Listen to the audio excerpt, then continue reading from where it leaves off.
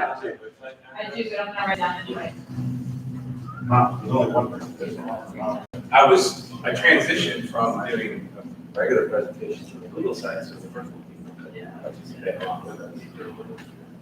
Well, we got 2 people on already.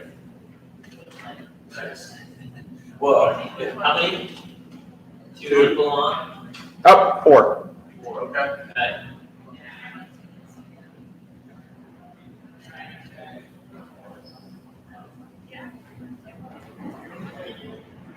So can we go ahead and start now? You'd like, well, it's that time. I think it's that time. 1:30. Yeah, that sounds good. Why did you buy something, Jim?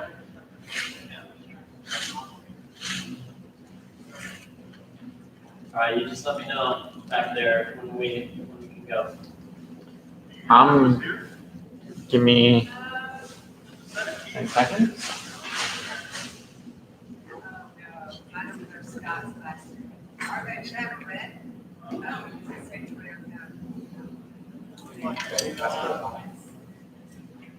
This will be, Somebody's gonna be stranded and they go upset. Where's the office? Okay.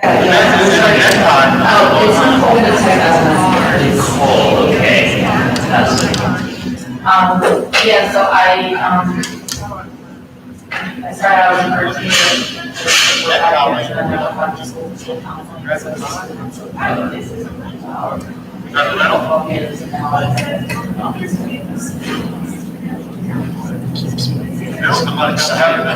Do I need to stay like right here? It doesn't matter. I'm going to be following you with that camera, so just don't run out the door. That would not be helpful for me.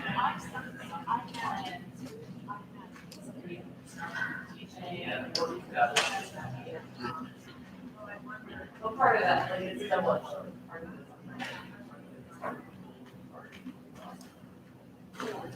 Good wording.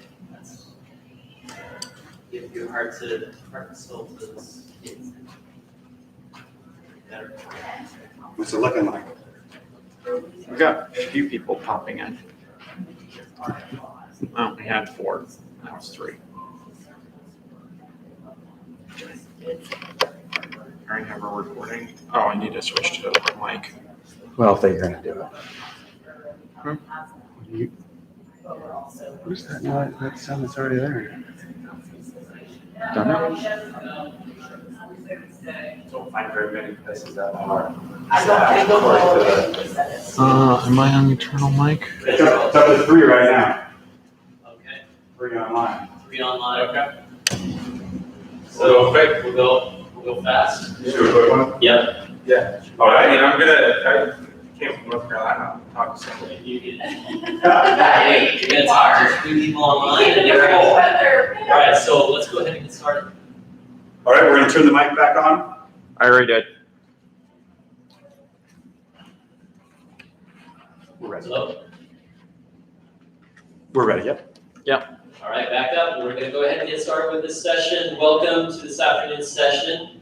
My name is Jason Vance. I'm here with Literal, and we are a sponsor of FASA. We are so grateful to be here and to all of you at FASA for having us. We have Nicole here in the audience live. So happy to have her from Pasco County, and then 3 of you out there online. And I'd love to introduce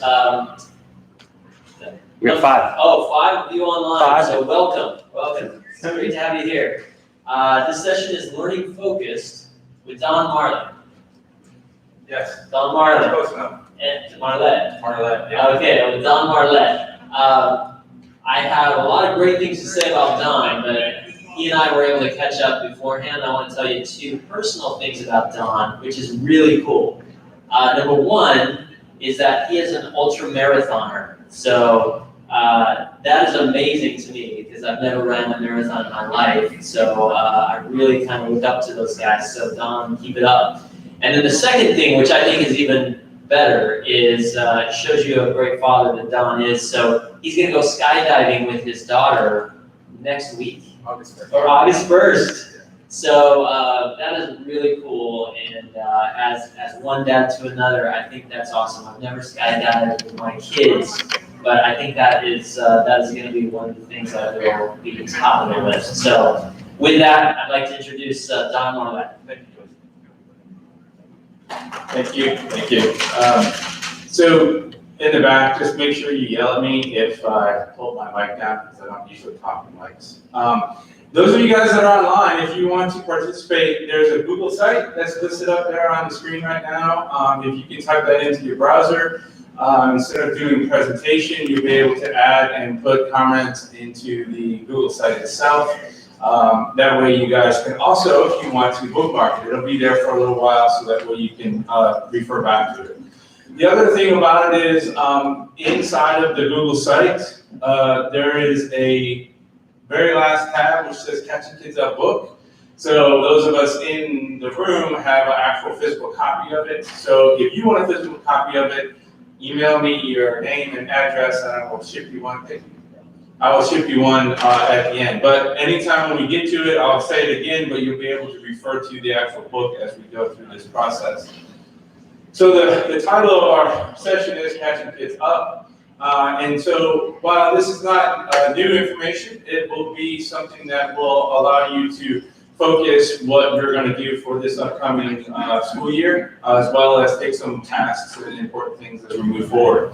I'm going to just scroll as we go through this process, and I'm going to start off with a little video asking myself if I'm a lone nut. So if you guys can hear this, hopefully.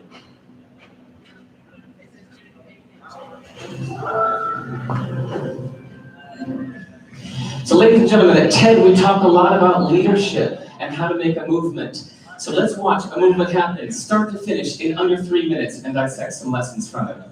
First, of course, you know, a leader needs the guts to stand out and be ridiculed. But what he's doing is so easy to follow. So here's his first follower with a crucial role. He's going to show everyone else how to follow. Now notice that the leader embraces him as an equal. So now it's not about the leader anymore, it's about them, plural. Now there he is calling to his friends. Now if you notice that the first follower is actually an underestimated form of leadership in itself. It takes guts to stand out like that. The first follower is what transforms a lone nut into a leader.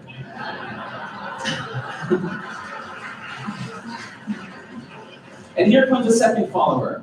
Now it's not a lone nut, it's not two nuts, 3 is a crowd, and the crowd is news. So a movement must be public. It's important to show not just the leader, but the followers, because you find that new followers emulate the followers, not the leader. Now here come 2 more people, and immediately after, 3 more people. Now we've got momentum. This is the tipping point. Now we've got a movement. So notice that as more people join in, it's less risky. So those that were sitting on the fence before now have no reason not to. They won't stand out, they won't be ridiculed, but they will be part of the in crowd if they hurry. So over the next minute, you'll see all of the those that prefer to stick with the crowd, because eventually they would be ridiculed for not joining in. And that's how you make a movement. But let's recap some lessons from this. So first, if you are the type, like the shirtless dancing guy, that is standing alone, remember the importance of nurturing your first few followers as equals. So it's clearly about the movement and not you. Okay, but we might have missed the real lesson here. The biggest lesson, if you noticed, did you catch it? Is that leadership is over-glorified. That yes, it was the shirtless guy who was first, and he'll get all the credit, but it was really the first follower that transformed the lone nut into a leader. So as we're told that we should all be leaders, that would be really ineffective. If you really care about starting a movement, have the courage to follow and show others how to follow. And when you find a lone nut doing something great, have the guts to be the first one to stand up and join in. And what a perfect place to do that, TED. Thanks.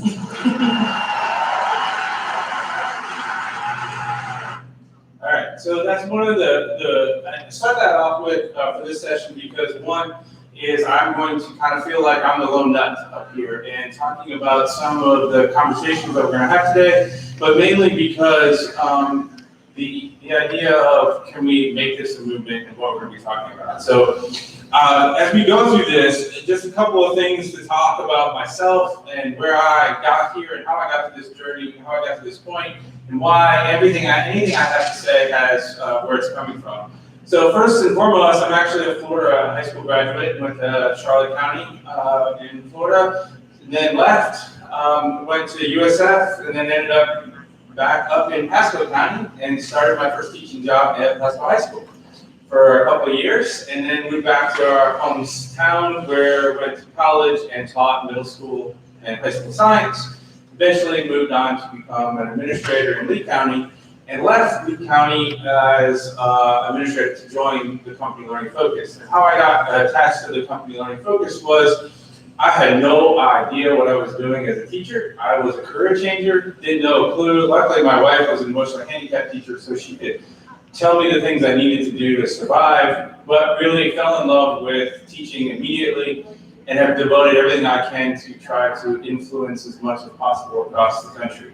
So I've had the privilege I left the school system in 2009, I've had the privilege to work with a lot of districts from Delaware, New York, down to all the way into Florida and different places that we've been back to here.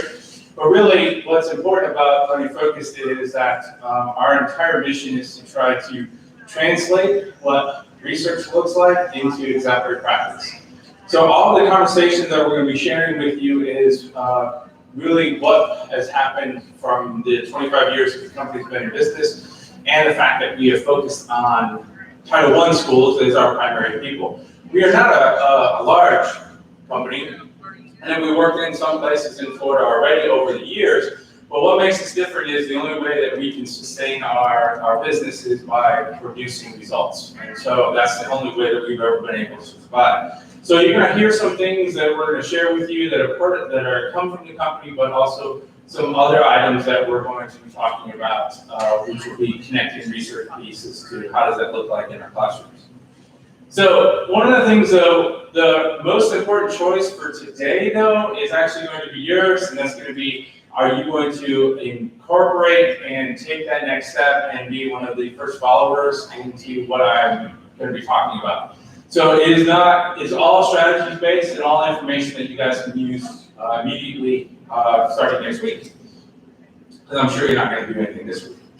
But I'm going to move back here just so I can move this a little bit. So I want to start off with a couple of crucial conversations. And I think one of the important pieces of this is that we have to have those difficult conversations to understand what we mean by catching kids up.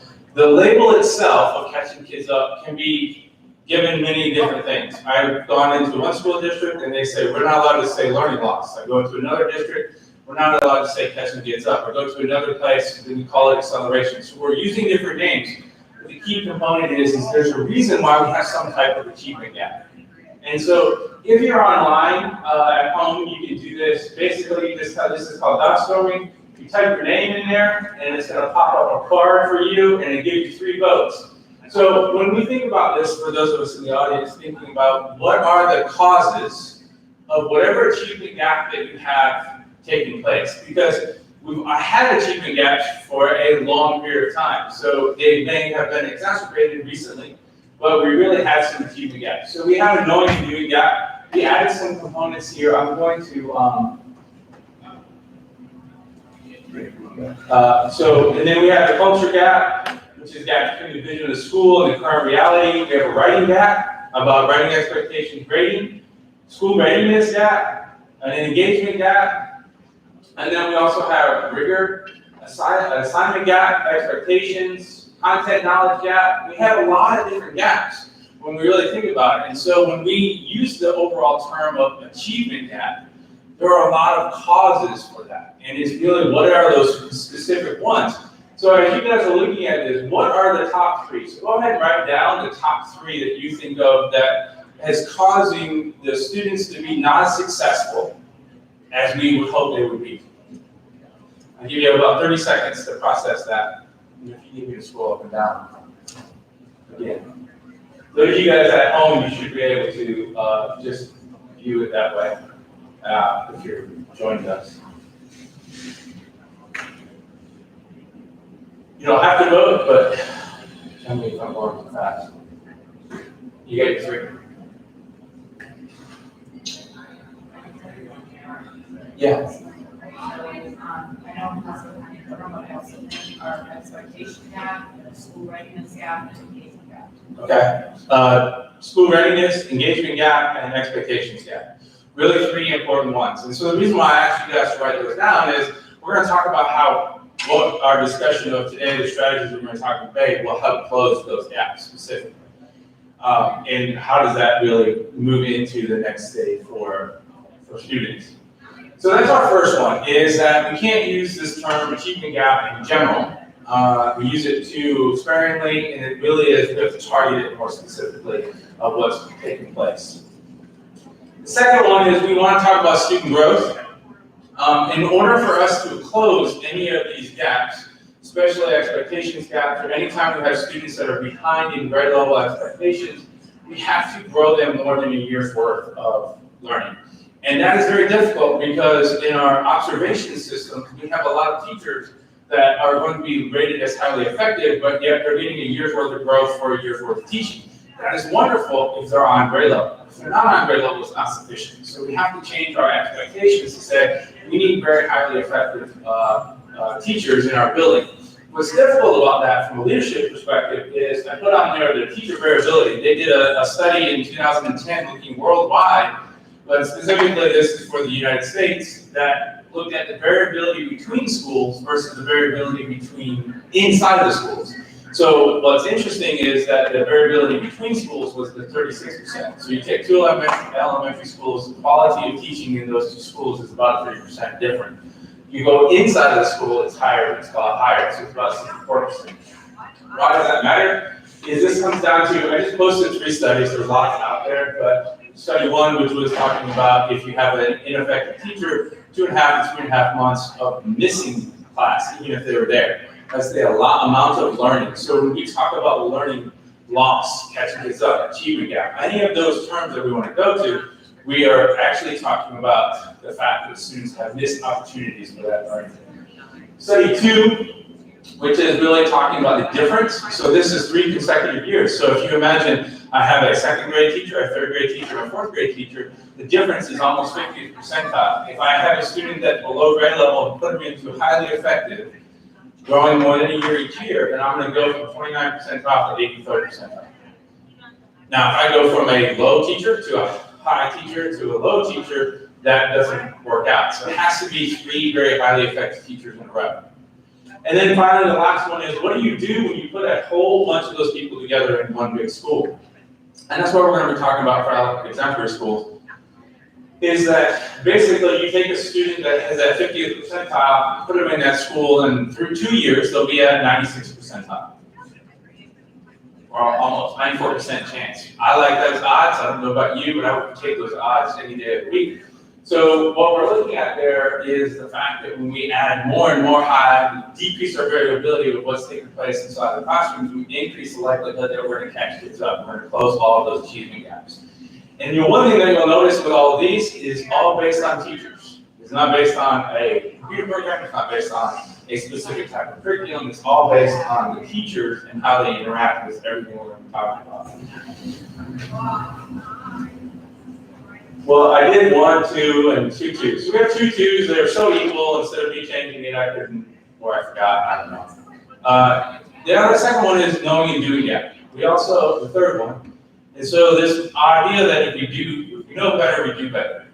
We know that it's not actually the case in the United States, unfortunately, and the majority of that happens because we see percentage-wise. There's a lot of tracking that either looks at about 10% of all PE turns into actual classroom practice, or if you want to do it monetarily, about $12 out of every $100 that is spent in the US. Other systems have higher return rates on that, and part of that is how we implement everything inside of the United States. So thinking of that is as I approach everything we're going to be talking today, and we'll get a little bit more specific on the knowing and doing gap, we're really saying what is it exactly that I need my teachers to do. It's not about the know part. Everything comes from what do we do after the presentation and after the workshop that becomes more important.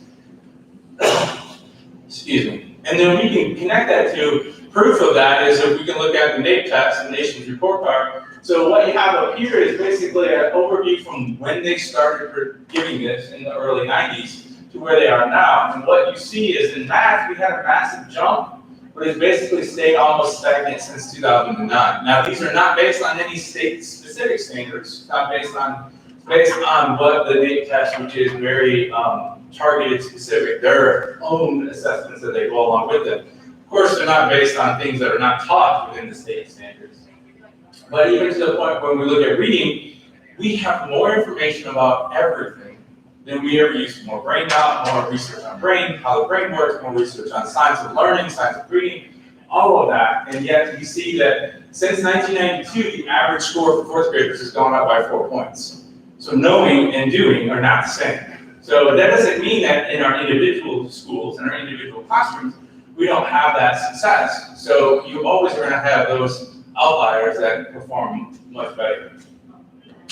So we're going to talk about introducing catching kids up. So if you are at home and you're doing this virtually, again, you can click right here. That'll take you to this page here, which you can access the book that we have in class here, so that way you can pay attention to it. So what I would like you guys to do is, I'm going to shrink this down just a little bit, is if you turn to page 1 in the book. And so what you see here is a essential question, which is how you catch kids up to grade level. On page 1 in the book, or at home if you guys need to, write down the first 5 things that come up to your brain when you hear the word catch kids up. And add them to that page 1 or in your printed or on something at home.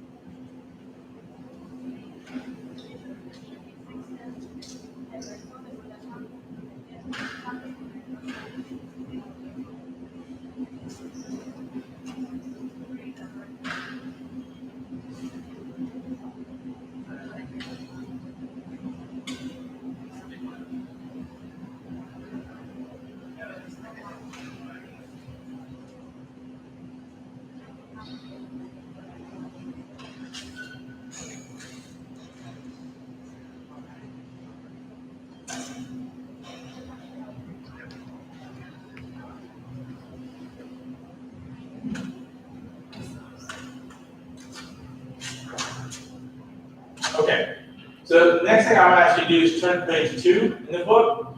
And on page 2 is you'll see an advanced organizer. And our essential question that we just talked about is how do you catch kids up to grade level? How do you make sure that all the students in your school are performing at the grade level they need to?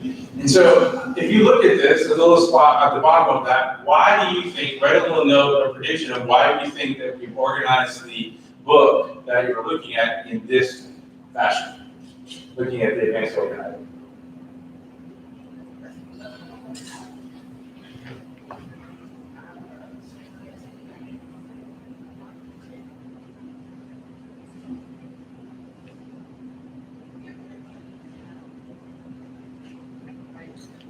I kind of say it as, what's the problem?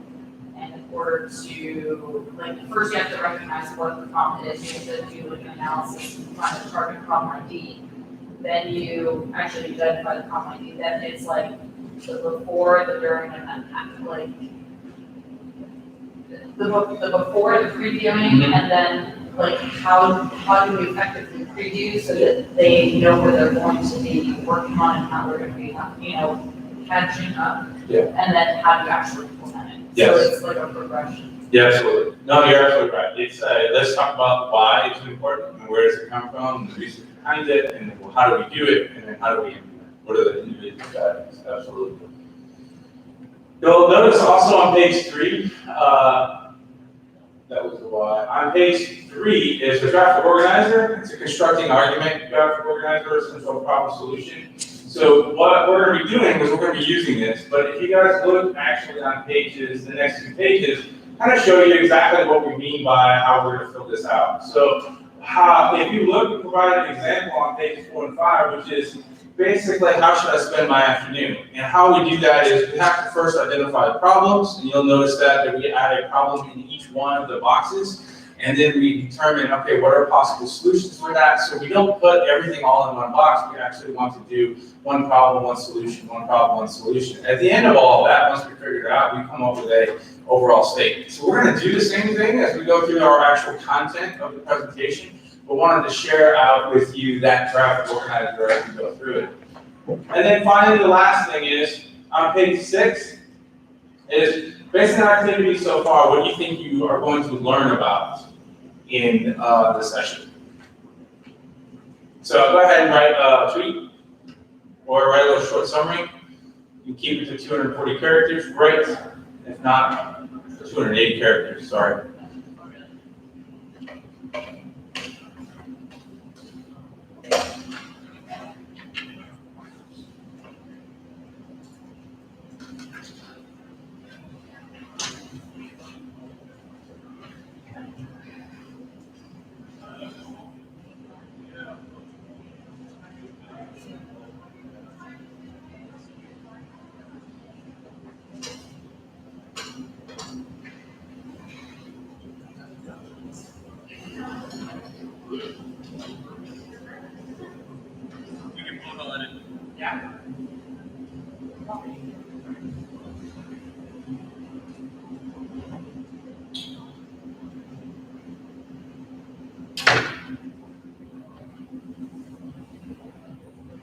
So if we think about this, what we just did was you guys experienced previewing. So we're going to be focusing most of our time on the concept of previewing, giving you guys some background and information. So if you think about it, there are specific strategies that we identified in the advanced organizer.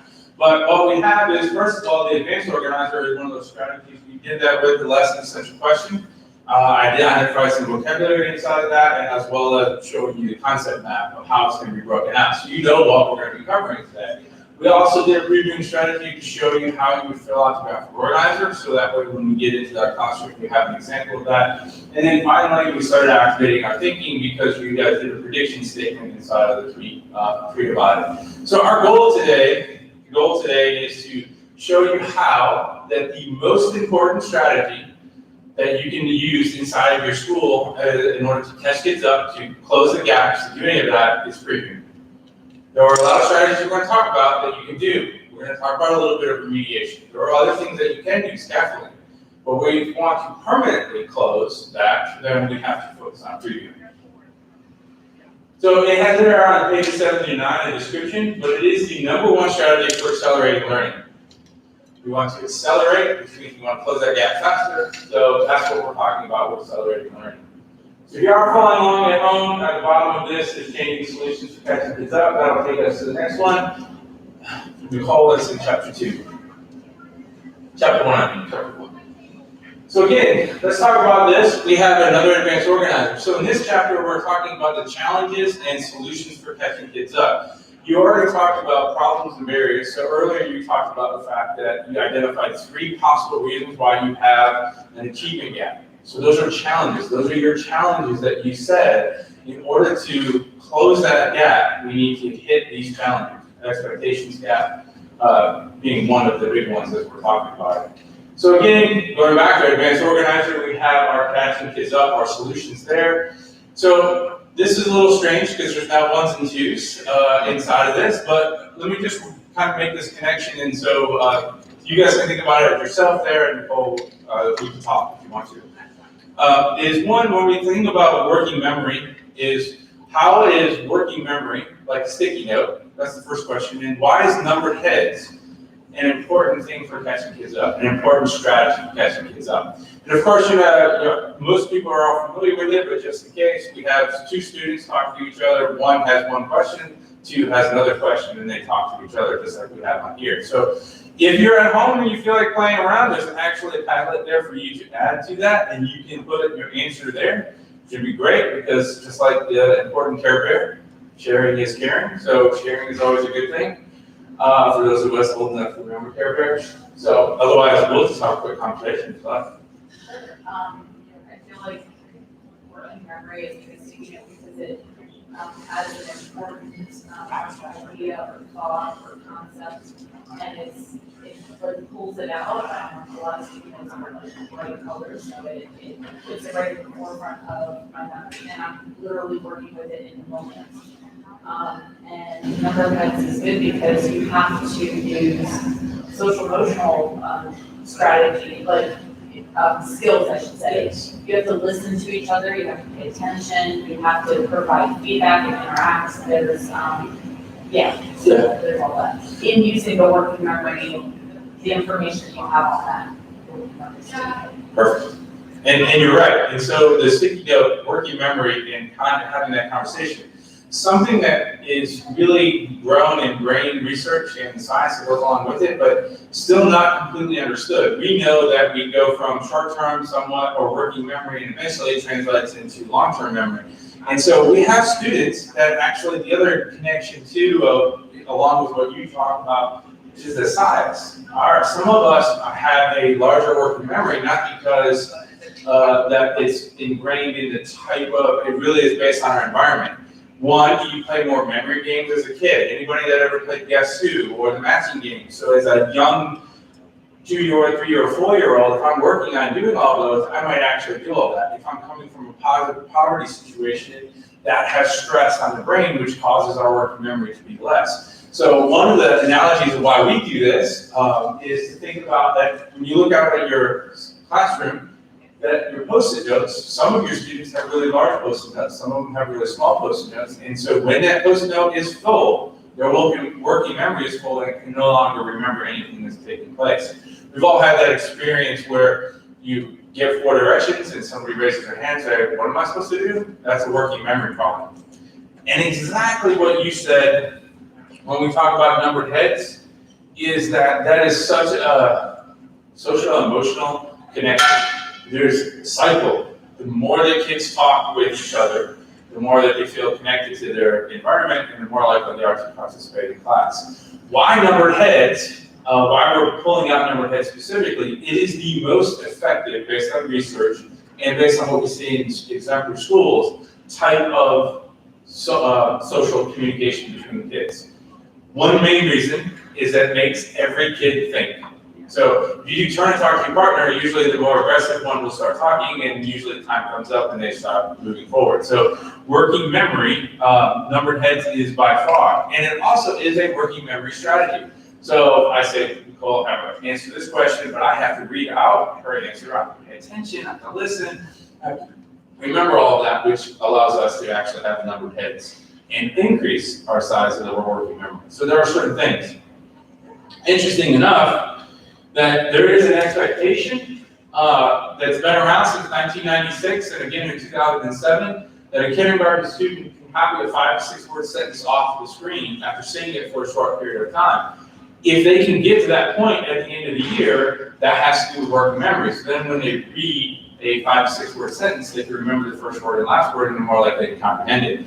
So that is an expectation that every kindergarten student should be able to copy that 5 to 6 word sentence when they leave their classrooms.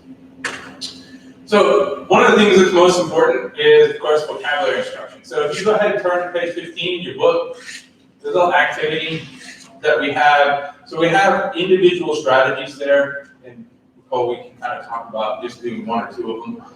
But the idea of it is that we provided you guys with a list of terms, and we want you to identify what category these list of terms belong to. Does it belong to graphic organizers?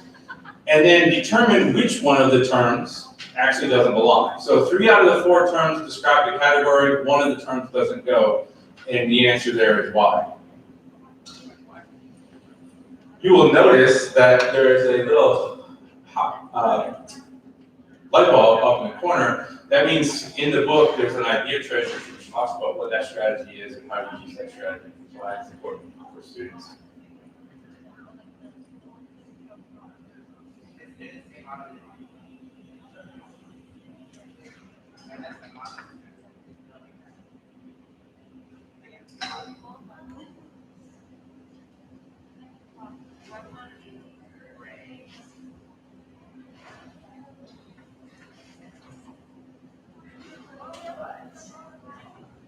I think like the first previewing strategy, I think would be vocabulary. Sorry. All right, so let's look at the fourth. Those are vocabulary strategies. Yes. Definitions, examples of non-examples, and then, even visuals. Yes. Characteristics. You're right, it is vocabulary strategies. Oh, okay. It is, the whole strategy is vocabulary strategy, so now when you're thinking of that, our goal would be to get rid of definitions. Oh, Definitions would not be, when we're talking about previewing, because absolutely, like you said, we don't learn based on definitions. We are going to have them, but again, so the idea would be that term isn't as effective as the other ones inside of that list. got it. Yeah, that's which one doesn't belong. So the last one is probably another good one. We can do that one. Say, You don't even get to hide. You have nowhere to say. It's, I'll give you a hint, it's graphic organizers. Yeah, a Venn diagram. But I would say. The hard part is figuring out which one doesn't go. And you may not know what all they are, so that was also a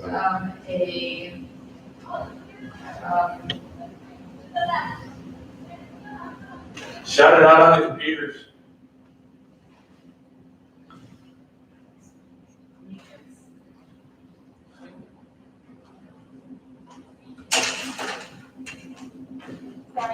It's okay. You can come dance for us, it's fine. I know. It is doodle notes. Doodle notes. So, little side hustle here, a little go down the rabbit hole a little bit, is on that page. This matrix is we're going to talk about. It's actually in the book. Is one of the most important ones, and really it's just a table, but it has to do anytime we're doing comparing and contrasting of three things. Doodle notes is something that is very new. It's kind of out there now and talking about it, and what it comes down to is drawing or coloring inside of that. Why it's not actually a graphic organizer is because the research that is used for that is not necessarily exactly connecting to actual learning. So the research that most of it was based off of, and you'll see blogs out there that says, if kids doodle, they'll increase their learning by 30%. The study itself, and anytime anybody is interested in seeing all these studies, because that's my dork life that I love to do, is to read all of those studies as we go through them like that, was that it was 18 to 55-year-olds listening to a boring story, and while they were listening to it, they could doodle on the side of the piece of paper. So two things. One, most teachers are not boring, so therefore it's not going to be accurate. The second is they got to draw. So doodle notes, a lot of times they're teachers handing over something that they color in. That's the new definition. That's how they do that. What's that? You might be able to do that one, right? This one? Yeah, this is background knowledge. Yes. I think only background knowledge and the one that doesn't fit. No. That is a good question. I don't know why that's doing that. Then it has to be pre-assessed. It is pre-assessment. Okay, But sorry. I'm going to say that it's okay because you can argue that pre-assessments could be done, but if we're actually doing it to change our That instruction, actually counts. yeah. Yes. Yeah, then if it does, or if I'm using it as part of it, then I'm not going to change my pre-assessment. So you could squeeze it in there, but the idea of it is that prediction is actually very good. It's the teaching strategy that's. Yeah. Yeah. You can also pick pre-teaching also. So there's a few of them on there.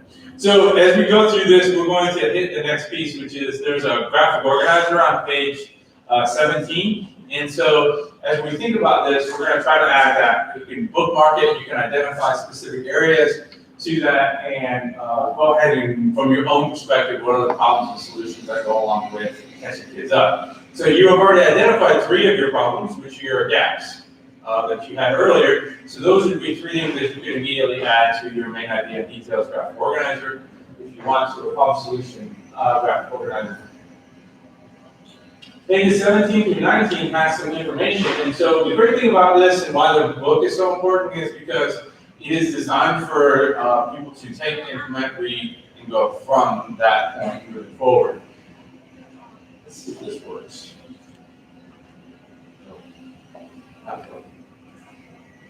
All right, so let's talk about the idea of closing the achievement gap. So we're going to talk about one of the most common misconceptions that we have. And so if you turn to page 20, you'll see this diagram.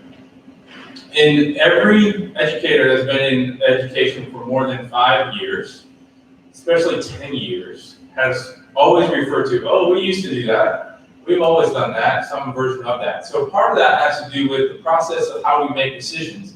Very interesting because we talked about that in one of the sessions that I attended at Farhane City High School. They were talking about how you make the best decision you can at that moment. Deep inside of that decision is the assumptions piece. So if we have a high achievement gap, no matter what that is, or whatever those pieces, we make assumptions.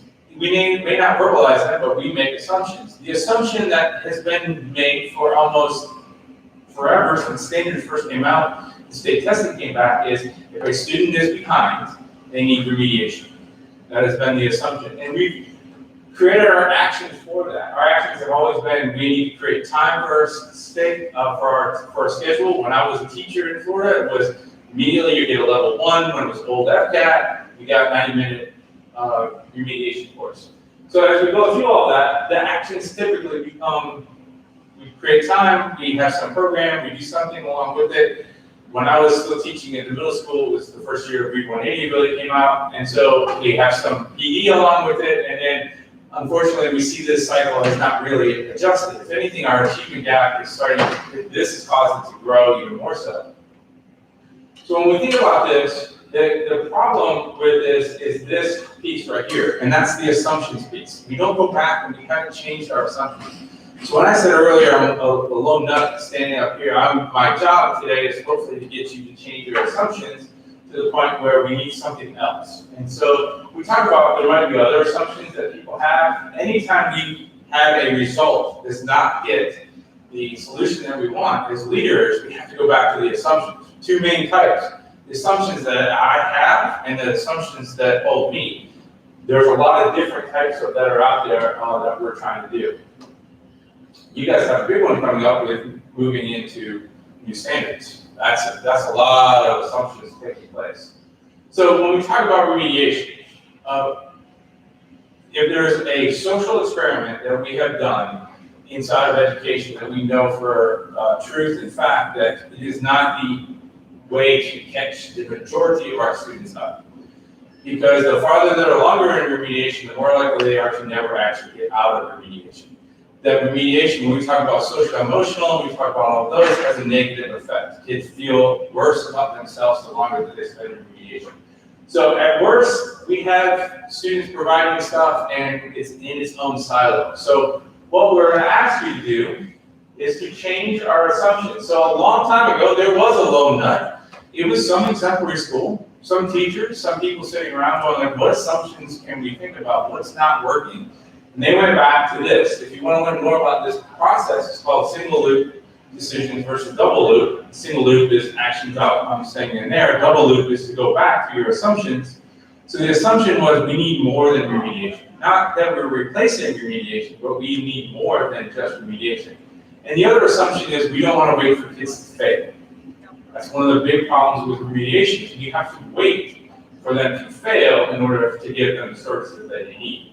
So how do we go about doing that? That changes our acceleration. We're going to focus on adding acceleration into our classrooms and into our schools. Same other pieces are going to take place. What we found since almost early 2000s is this connection has made it so that these schools can catch kids up that are 1, 2, 3 grade levels behind. So if we start doing this earlier on, we don't have kids that are in high school that are 4, 5, 6 grade levels behind.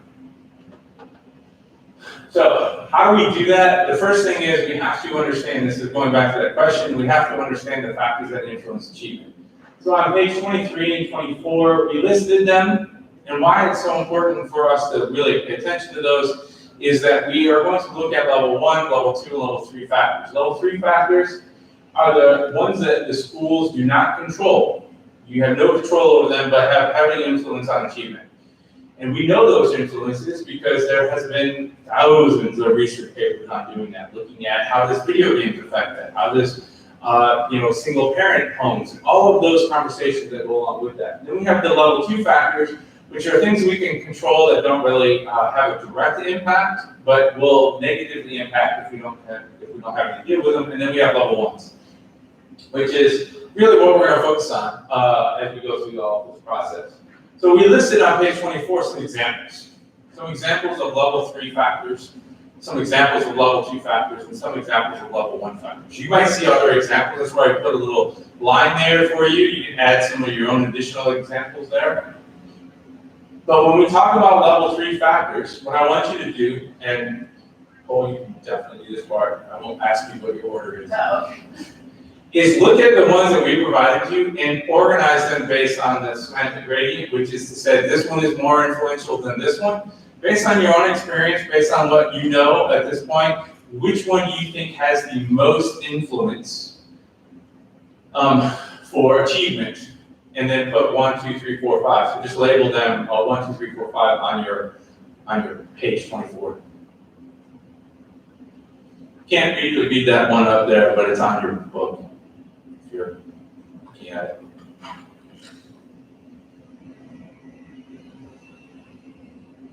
Now, part of those are all interconnected. So it's hard to separate them, but they do actually each have their own separation.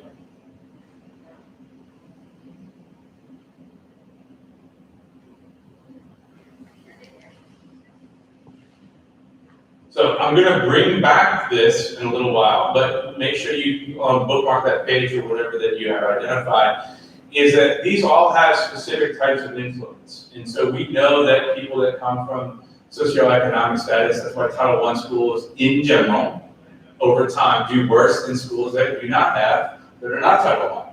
That has to do with the specific types of students that are coming to us. It doesn't mean they can't, it just means that's what's taking place right now.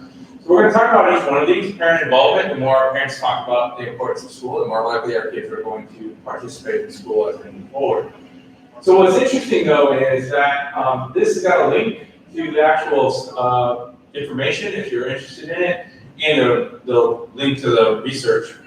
But even from our perspective of spending a lot of time in PLCs and team meetings and those types of conversations, is that when we have data meetings in general are not productive and do not actually turn into changing the instruction, because the majority of the time the data meetings are focused on level 3 factors. This is happening because of this is happening because of that. So we see how level 3 factors do that. In addition to that, a lot of policymakers focus on level 3 factors, which again, it's not about that they don't help, it's about what do we control the amount of influence that we have.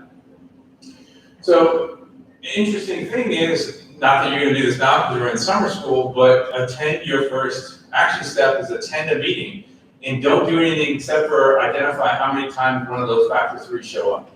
How many times do they talk about it? And listen to those conversations, because that's the hard thing. We are emotional humans, and so when we think of somebody that didn't learn that information, like even our state test is a representation of what was left over in long-term memory for students. It's not a representation of what was taught, because everybody taught everything to some extent. It's just information. So thinking about that, why? Why do we spend so much time focusing on these level 3 factors as a way to improve student engagement, student attention?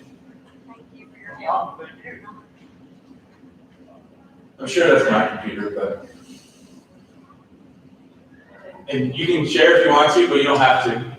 I feel like you're throwing me some bones, and I appreciate that. Again, I mean, I feel like the reason, and that type of conversation happens for us in our, what we call our SI meetings, or our school-based intelligence meetings, and or even just problem solving amongst teacher-based, team meetings, is that, number one, it's easy not to have to accept responsibility. It is. Sadly enough, that's a legit reason.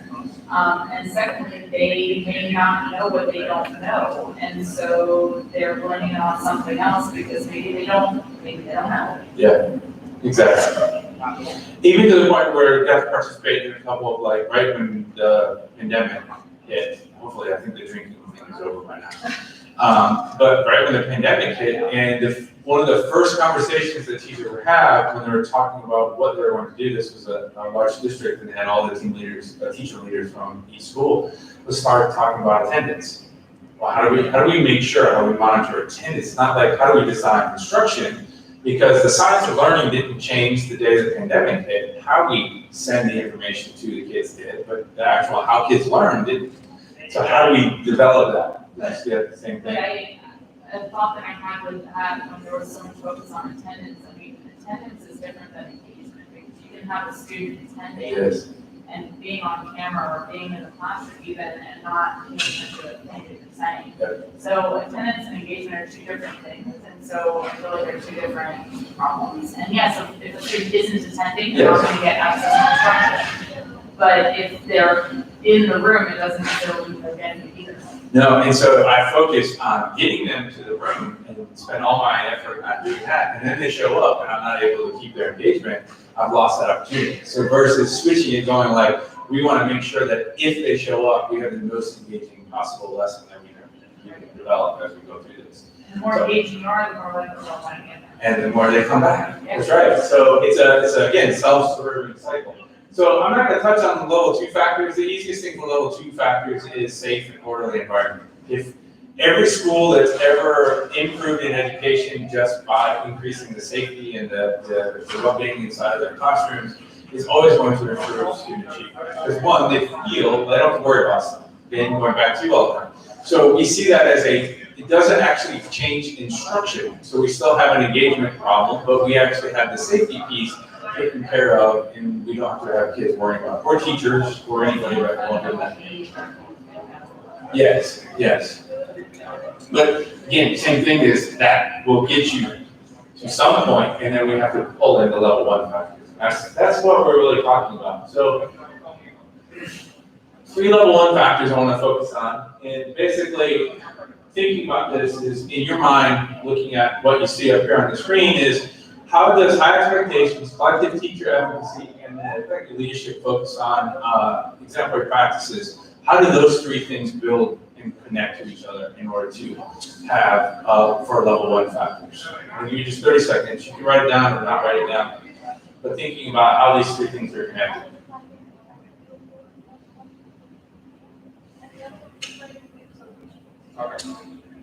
So the story, thinking about this, again, you can talk more after that. Get into these things again. The story that goes along with it is, these are on pages 35 through 37, and you kind of started off with expectations. Number 1 factor, it doesn't matter what it is expectations. If teachers do not have high expectations of their students, then they're not going to have success at all. And so we've known this, again, not new, we've known this since the 60s. We called it Pygmalion effect. In the early 70s, I had done something like 300 different studies in looking at how does our beliefs affect the way that we act. And this is not just a teacher to a student, this is adults. As leaders, we all have that teacher or one adult that is a pain in our butt. And so what we do is we actually, every time they do something that would be normally just a general activity, we put it into the negative category and we interact differently with them. We may not give them as much think time, we may not do some of those components. One of the easiest ways to tell that is actual wait time inside your classrooms. So go into a classroom, sit down, watch the teacher ask questions. How long do they give students that are kind of successful versus how long do they give students that are struggling? Typically, they give the students that have shown to have success more time to think about the problem, more time to come up with the answer. Whereas the other students are, oh, you want some help? Let's do a call out for those conversations. So 2 ways to think about it is that one is when we think of high expectations, we think of potential. When we think of low expectations, we're actually focused on their past performances. So I may come into my classroom, I look at my school, my class roster, and I see that they're at a level 1, and immediately focus on that past potential. If I'm a teacher though that grows my kids 1.5 years, 2 years of time, then I'm focusing on potential. What can I get them to? I'm gonna shoot for 3rd grade. To the point where one of the most famous examples is a teacher out of Atlanta called Crystal Jones. She's been referenced in multiple books, but she was, this was before she had 1st grade. In their district, they had half-day kindergarten, so the kids were coming to them all below grade level. And her goal, she made a statement at the beginning of the year, we're gonna get you to a 3rd grade reading level by the end of the year. She got 90% of her kids to a 3rd grade reading level, all because she saw potential in people. And that's really what there's a, sorry, my name is here, that was weird. There's an article, there's a study that's in 1967 was based on one of the initial studies that showed that, and it's been replicated multiple times for different things. But it really comes down to when you think they can, they will be able to. One of the other ways that we actually see that is the yes but story. Every time we say yes but is for us to actually lower our expectations. Because we're coming up with a reason why that's not actually going to be possible, just in case it's not possible. So in this case, we want to switch that. So kill the yes but and say yes and. My students are below grade level. Yes, and I'm going to have to preview a lot of content. Yes, and I'm going to have to scaffold some of my content versus I can't do, you need to do you have to have high expectations. Yes, but my kids are 2 grade levels along. So that simple switch is just enough to change our mental behavior aspect of it and move towards potential thinking instead of past performance thinking. So then we get into the other next piece, is if we actually all have high expectations, we start to believe in ourselves, and we start to believe that we can accomplish anything. And one of the things about collective teacher advocacy became very prevalent when Hattie put it at the top of his list, is that it has to have evidence. Nobody believes that you have high teacher advocacy if your students perform poorly every single year. So when we think about that, the collective teacher advocacy is once everybody has high potential, everybody looks at potential, and we all agree that that's possible, then we all work together and help each other even more in this stuff. It is about collaboration as much as it is about anything other than internal belief. I'm more likely to collaborate with somebody that has the same high expectations that I do than I am going to with somebody that has low expectations and says yes, but over and over again. And then finally, how do we improve that? So first of all, I have high expectations. We all think we can do that. How do we focus our time? There's 2 things that we know is you do not have enough time. The other one is if I really like something, I always find the time. So we know we don't have enough, but yet we find some time to do that. So in this case, what we're looking for is how do we focus on these exemplary practices? How do we focus on things that we know are going to have the biggest impact for the time frame that we have? And really what that comes down to is that when we think of exemplary schools, we think of exemplary teachers, we think of all of those components that go on into it. There's a lot of people there's a lot of things happening below the surface that we don't get to see, the old iceberg idea. So when we can just talk about this real quick, but the question to you is basically how does this narrative change what type of focus that we have for level 1 faculty? So if we have these 3 focus areas in every data meeting and say, I believe they can potentially do this. Let's talk about the things that we're trying to do. What can we do differently? What has worked? What hasn't worked? If we have this narrative taking place inside of our head the entire time, what does that turn into for our students? So the last piece of this, which I talked about here, which is level 1 factor, just to share with you guys something that we were able to participate in, but it's had massive implications across the country, but not a lot of people know about it for some reason. And that is this research project that started in 2008 to 2018. They stopped in 2018 because they saw the last 3 years of the study, they saw the same exact results. Nothing was changing. And so what's interesting about this study is it's basically during the implementation stage of Prime Core across most states, So we had a lot of turmoil during that time. But you can see the demographics for this is 55%. And the reason why they pick that, of course, is it's not that they can't learn, but those are barriers that everybody has to come. Lower expectations. Students who are minorities, students that are poor, coming to us in this situation have lower expectations. But they were able to achieve the 85% overall proficiency. Most importantly, though, a 10% or lower achievement gap for all subjects. So it was all of these things. So we look at that. 2008, 400 schools. It was 250 elementary, 75 middle, and 75 high schools. Over the years, basically run through the U.S. Department of Education. And over the years, we've had different evaluators being able to participate. So basically, they just throw people out there, and there's a whole list of all the things that the schools have to go through. It's basically going through a physical, very, very thorough physical exam. But what's important is that what we try to do and pull out from that information is to talk about what's convincing power, things that we see in 85% of those schools. So if those schools are hitting those marks, and we see it in 85% of them, it's something that you can take out of that school, all those schools, and replicate it somewhere else. So that's another piece of this puzzle that we're talking about. One example. So no standard. I haven't gone through all of the best standards in math yet for Florida, but no other state standard has a specific standard about how to learn about error analysis. It is ingrained into that so you have to justify your reasons, which is somewhat of that, but to say, here's a problem, it's wrong, figure out how it's wrong and fix it, and then explain that. That is something that in the example schools, they do that more often than anybody else because math is easier when we know why they're wrong. Not anything specific besides a thinking strategy of error analysis. The second one of the big ones, though, going back to what we're talking about here, is that 91% of those schools use a systemic system for previewing and scaffolding.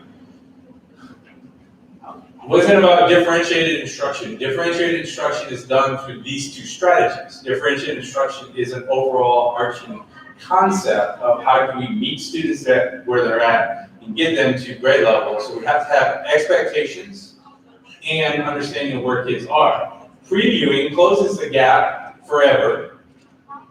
Scaffolding is temporary because I don't have time to preview. Both of them are based on grade level concepts.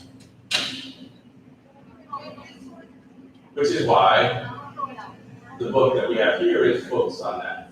So inside of your book, if you turn to page 40, we listed there are actually 16 practices total. We didn't list all of them, we only listed the ones that actually have anything to do with catching kids up, previewing, acceleration, those concepts that are along with it. But on page 40, you'll see that those are all individual practices that were found in 100% of those schools, or very close to 100%, at least 85% or higher.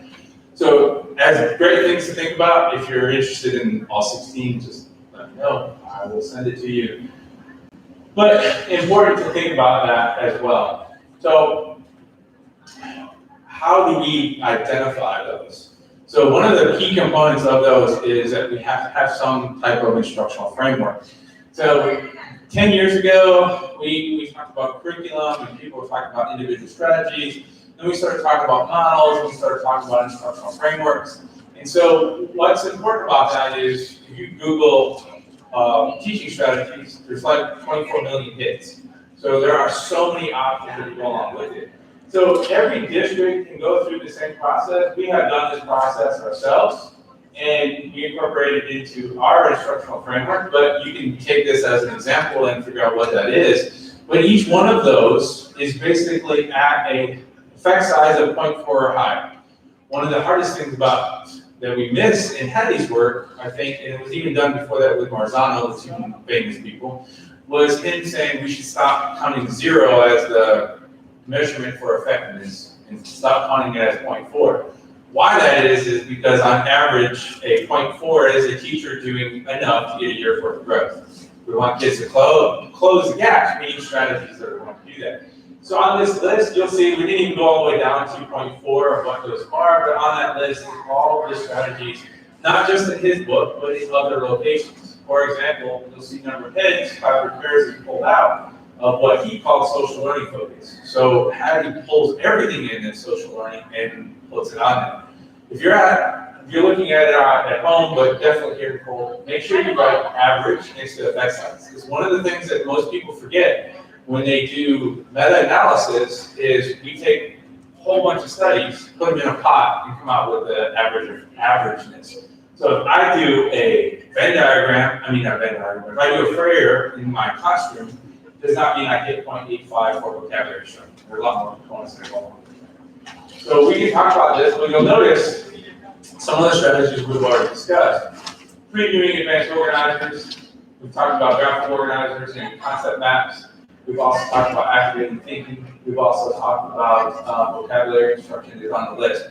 So all of those components combine to be a previewing. We want to use these specific strategies for previewing, but those are the components that we have. I already talked about that.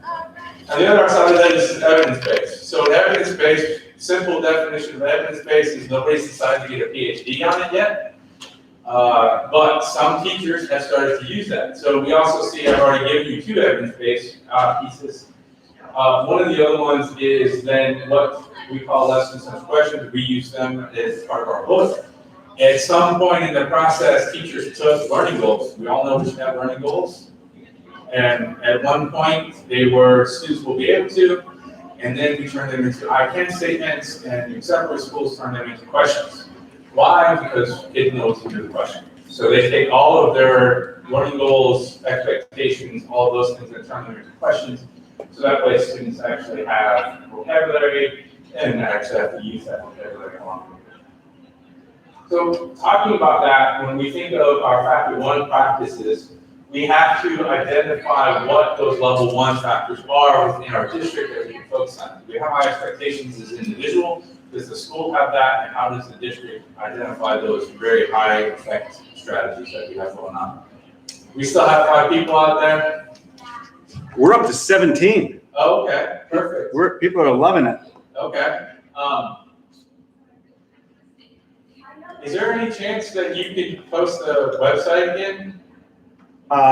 Post it. Yeah, can you copy it down and then put it in the chat room? I can. If I go back for half a second. Yeah, I think that we can put it in the YouTube chat. Okay. I'm not sure if that'll be on the overall meeting Go chat. back. It's this right here. I don't know if you can read that. I can't, I'm sorry. Because I'm assuming there are some people who joined us afterwards, so I'm pausing for a second. If anybody needs to get up, take a break. That way they can catch back up with us. Here, I'm going to put it big on the screen. Okay, so if you guys haven't seen this yet, write down this Google site. It's siteschool.com, manfolks.com, Fast Catch is up. I don't have a way to send that. Okay. Yep, I'll leave it up here for a second. Okay. Can I move on and you can leave? Yep. Huh? Preview. Yes, preview, correct. Okay. Perfect. So when we think about that, where are we at? Sorry, I'm going over.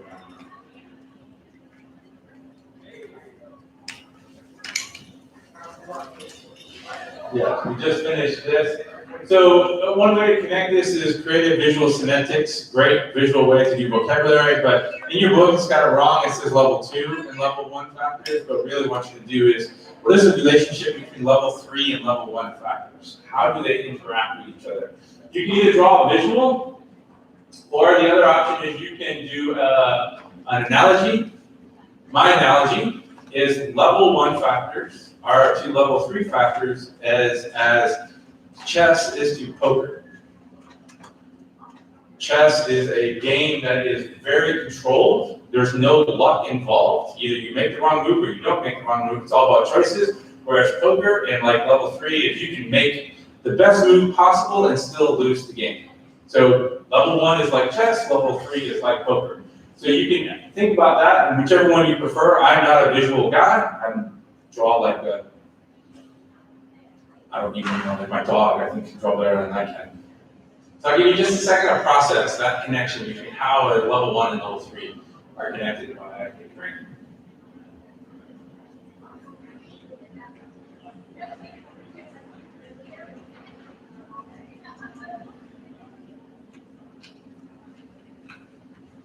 For those of you guys that came in late, I made the announcement. You'll see my email address again later. That at the top, if you get to the Google site, the actual book that we're talking about is there. There's a PDF of it. But if you send me your your name and address or school address, I'll ship you a book.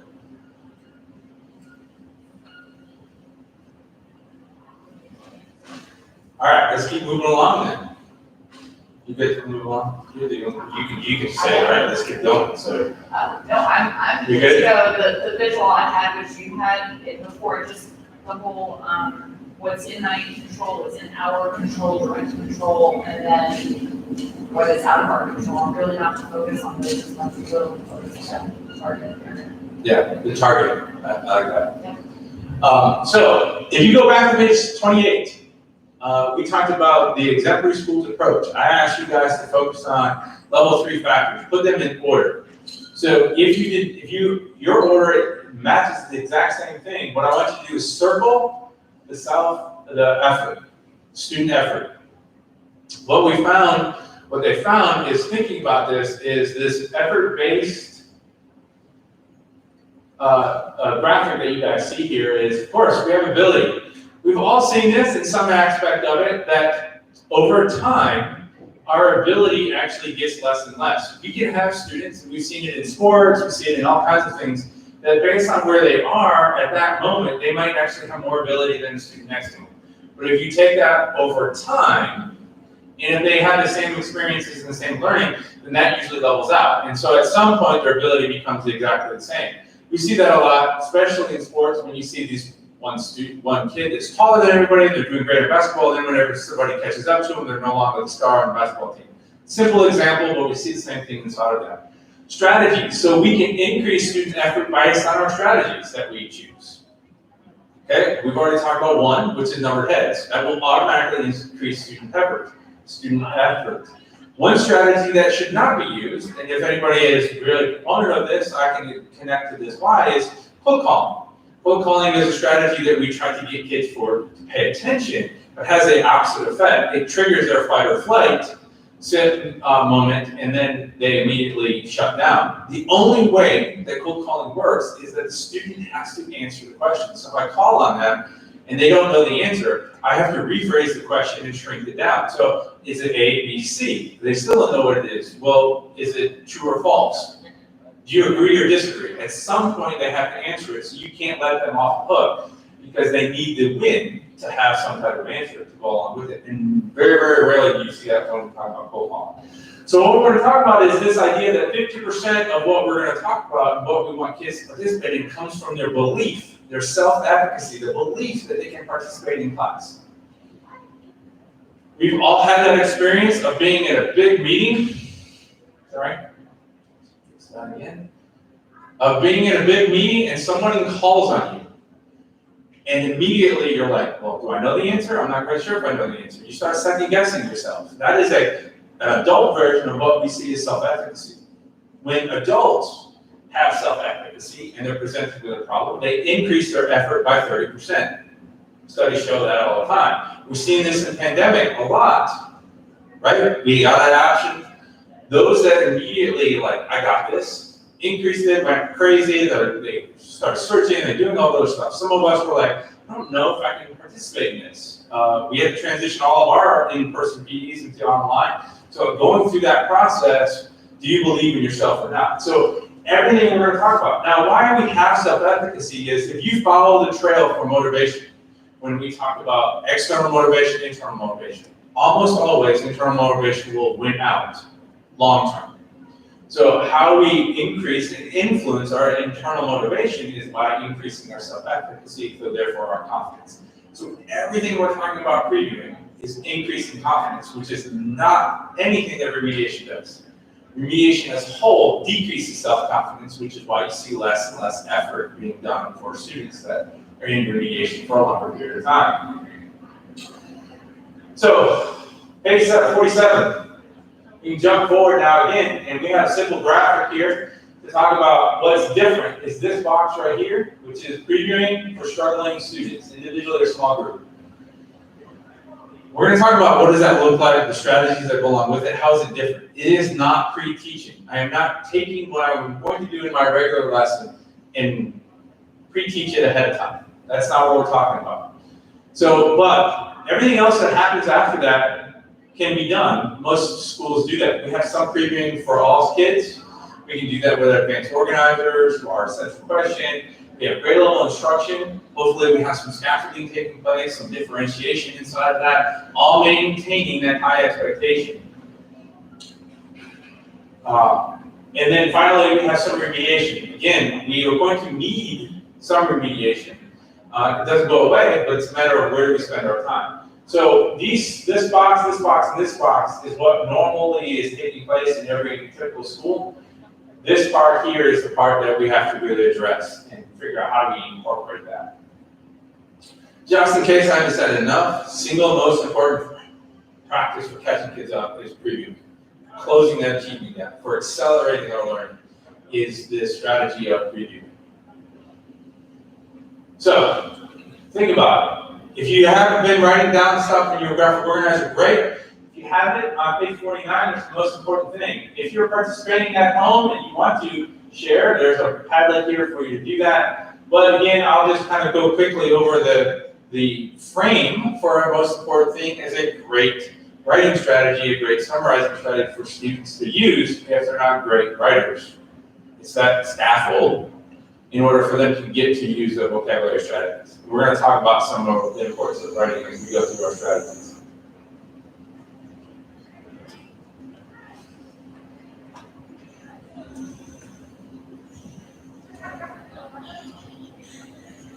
So even if you just take a second, write what's the most important thing that you've heard so far. At the top part, you can fill in the details that I'll later do.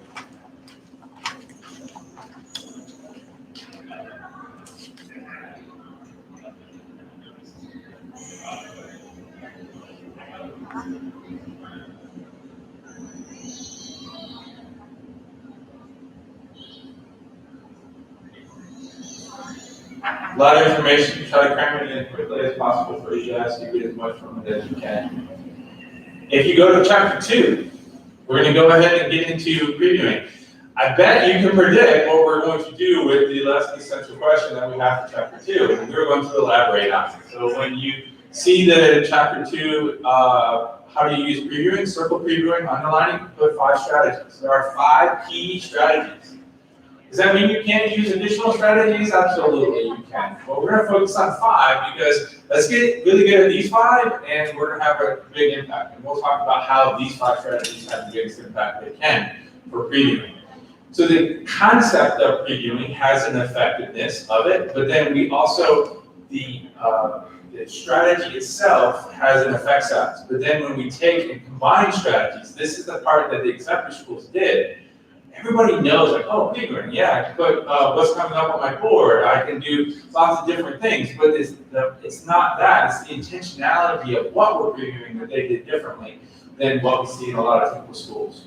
So when you hear me say typical schools versus exemplary schools are referring back to that chart that I said earlier with that study. Typical schools, please know there's no difference in how hard teachers work in each one of those schools. This mantra of work smarter, not harder, is not actually true inside of exemplary schools. They work their butts off, and actually previewing is much harder to do than remediation. Remediation is easy, especially with technology now.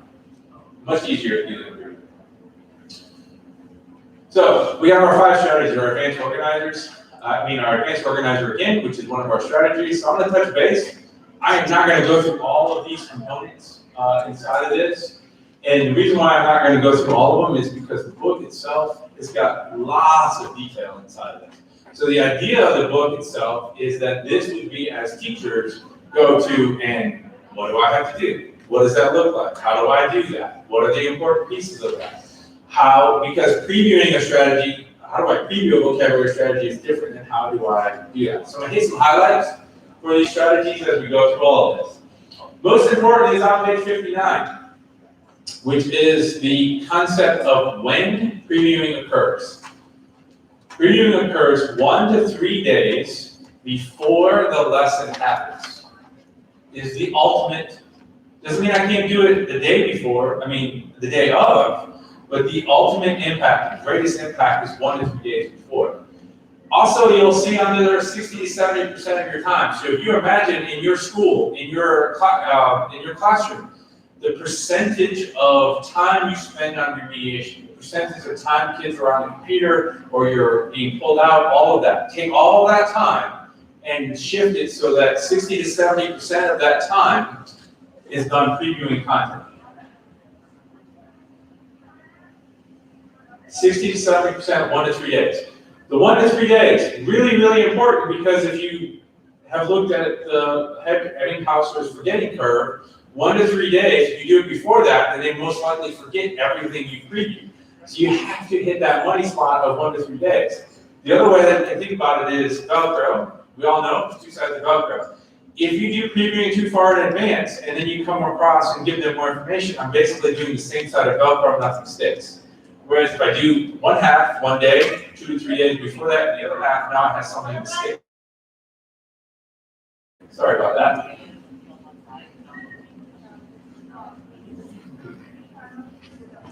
In addition to like, memory and, because I would still think that really goes into your working memory, not your long-term memory. If you're previewing, you're just barely, you're scratching that surface, you're kind of, but it's also for me as an adult, I need that time to process some information. And just break it down a little bit and make sure I understand that before I can get it. And you're absolutely right.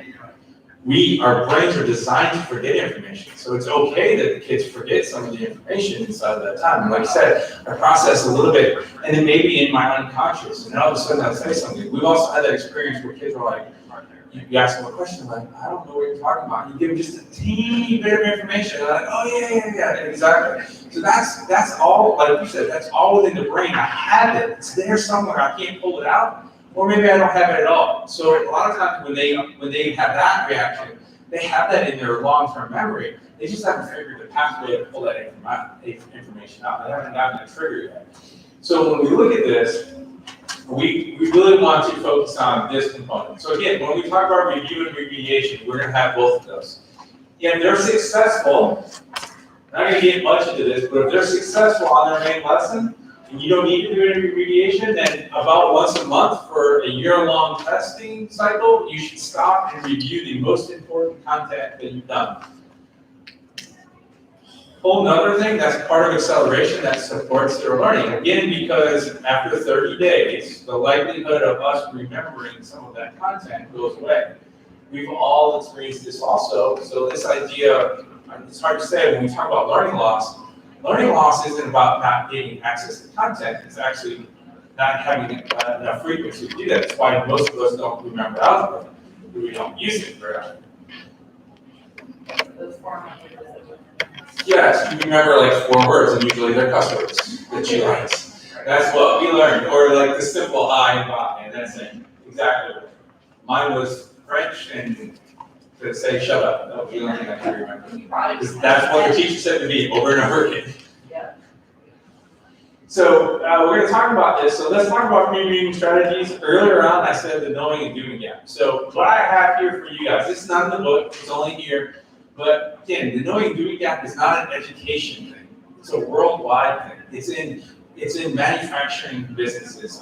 It's in all kinds of different environments. Where you can go to a restaurant, same exact company, and their food is terrible in one, great in the other, but it's the same, chain restaurant that we have taking place. So we have a knowing and doing gap. So what I listed here for you guys is 8 possible guidelines for you to consider. It doesn't mean you have to address all of them. The more of them you address, the more likely you're going to close that knowing and doing gap. Probably the most important ones are number 1, which is why before how.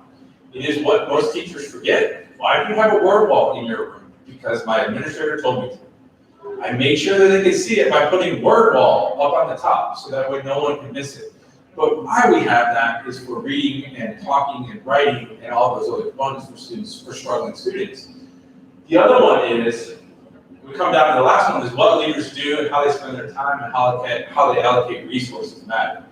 So if a training is taking place and there is no administrator to be seen, you're automatically increasing the going and doing gap. It's not worthy for your attention, why is it worthy for anybody else's attention? And what we mean by that, of course, is what we see in the instructor schools is, as leaders, they're not sitting in the back with their computer, they're in the mix with all the teachers following along with that. There's a bunch of other ones that we talk about, false analogies. Big one for there right now is, of course, the still focus of the learning styles. Talk about something that's been debunked, but necessarily we still believe, the majority of people believe that. Another one would be that remediation is how we're going to close the gap. Only remediation. So we ran across one of the most important, probably TED Talks ever created, put TED Talks on the map, is Simon Sinek's Golden Circle. We've fell in love with that as talking about that because it really ties in the knowing and doing gap also, is we have to know why, we have to know how, we have to know what to do. So if you look in all of the strategies, they're set up that way. This is why you are doing it, this is how you would preview it, this is what that might look like. So why we talk about this is, why do you think we've had so many previewing strategies built into the presentation today? Because we want you to experience it. We want you to experience the advanced organizer multiple times and say, okay, this is what we're going to talk about for the next 10 minutes. And you know we're not going to get to the next pieces until I show you the next advanced organizer or the next essential question. So when we think about this, even in chapter 2, we're focusing on why previewing is important, one of those types of pieces. So if you've never seen that, I think the most amazing piece, if you've never seen that video, is to watch it, because he changed how people see things with a marker and an ink chart. That's it. Nothing else, which is what education is. I still think that most teachers, highly effective teachers, can do it with that marker and something to write. No big deal. All right, so your why. Most important, as I said, knowing and doing that, most important thing is right now, someone walked into you and said, I don't think previewing works. I think we need to do more remediation. What would be your why? So I'll give you just a second. Again, if you want to participate at home, you can have your plus on it and add your own thoughts to that. If you're not participating at home, that's fine. Otherwise, we'll give just a few seconds for people to process and we'll keep moving on.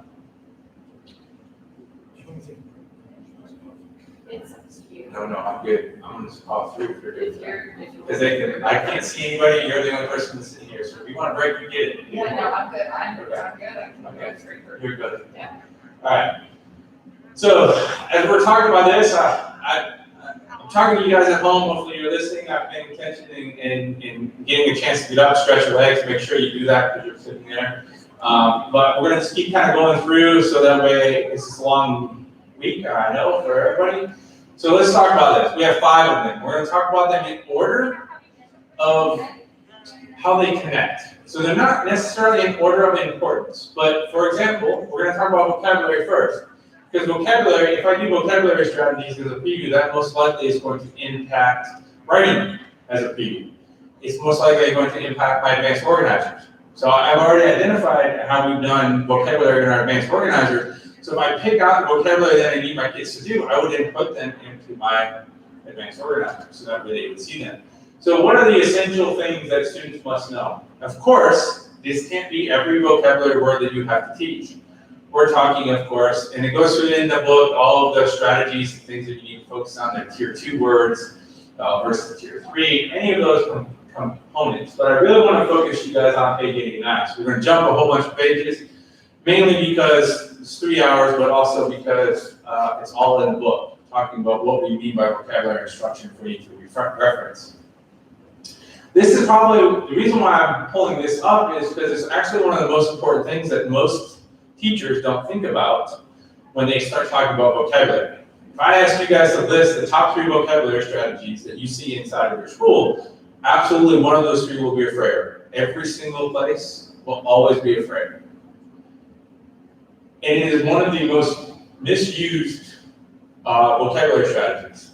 A couple of reasons why. And there's a whole section in here talking about how to do all that. It's because a frayer is actually made for a big concept, something that has multiple examples, something that has multiple characteristics. It is not made for looking at similar words or multiple meaning words, those types of things like that. we want them to actually be able to get into the details of it. The other reason why it's one of the most important ones, frequently used or misused, is there's 4 boxes. The original was definition or description, characteristic, examples, non-examples. The one that gets changed most often is the characteristics. That usually gets changed to a visual. Absolutely, you should do a visual. Add the visual to the description. Keep characteristics because if it's based on a concept, that is the most important part. That is how I process this word means this, this, this. These are all the components of it because it's a large concept that goes along with it. So we have some other ones that you see up here. We talk about essential terms. So we provided you guys with some strategies. In the book itself, there's a big table of contents. Like here are all the strategies. They have page numbers that you can go back to and say, okay, I'm going to preview a vocabulary. Let me go look to see what some of those strategies are. You will see that some of them are blank. Some of them don't have a page number. Those are, and you'll see a QR code. That's not just for the FAFSA conference. That's goes along with the book itself. And so you scan that, it takes you to a whole other page, and all the ones that are, you don't have a page number or are located on the companion website, that was wonderful. It just was going to make the book way too thick if we had all of that stuff on the side of it as well. So we want to talk about looking at first, that is one of the key components of vocabulary. Which word are we doing and what type of word is it that we're trying to incorporate? So we want to make sure we align them together. So what we try to do though for each one of these is rubrics. So there's a lot of rubrics out there for vocabulary, and most of them are focused on how do you teach vocabulary in the middle of your lesson. So all of these rubrics are previewing focused rubrics themselves. What I want you to think about though is why we included them. So part of that whole process is the majority of schools go through the process of implementation. They go through this process here: educate, to encourage, to expect, evaluate. Almost all initiatives stop at the encourage phase. I just need more time, I just need a little bit more practice, I just need all those. The only way that we see exemplary schools, or one of the primary ways that they go from encourage to expect, is by using rubrics. Rubrics can be developed by the entire school, by the leadership team. It's not necessarily like here, we just need to create them. They're supposed to be organic, living documents that everybody has a voice and to share. But it's why we do it is because one, no one can meet expectations that they've never heard about. We have to have expectations. It allows for communication, but most importantly, it supports coaching. You go in, they look at it, they're in progress. I already know what I need to say or do in order to get them to the greatest impact, or whatever that might be. So we use the 3 headings we use. We only use 3 column ones throughout because 4 columns, usually the middle 2 are a little bit dicey, and then it's more subjective. So trying to be very different so you can coach between one column to the next. Again, so you're going to see this throughout. So I encourage is the vocabulary rubrics on page 105. I'm not going to talk about each one of those, but think about, skim the vocabulary rubric, highlight something, and maybe you might add a quick note for yourself to say, oh, I would change this. They're not to be all-inclusive. Every rubric I've ever done with individual schools always changes based on our starting point. Much easier to adapt than to create. So the idea of it is just to circle something or identify somewhere on there that you're like, oh, I like this, I like this. If we get all of our teachers to do this, it'd be great. Or, oh, I don't like this. You would have to change that. So I'll give you just a second to scan that. Of course, tell that. We're not going to look at everyone like that. We're only going to look at 3 here.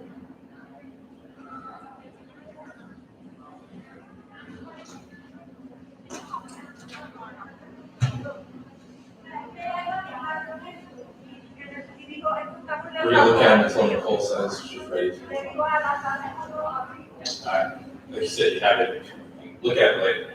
Alright, graphic organizers. Why use graphic organizers? So old school. Like, so early 2000s, late 90s. Why are we still talking about graphic organizers? And I'm going to show you why.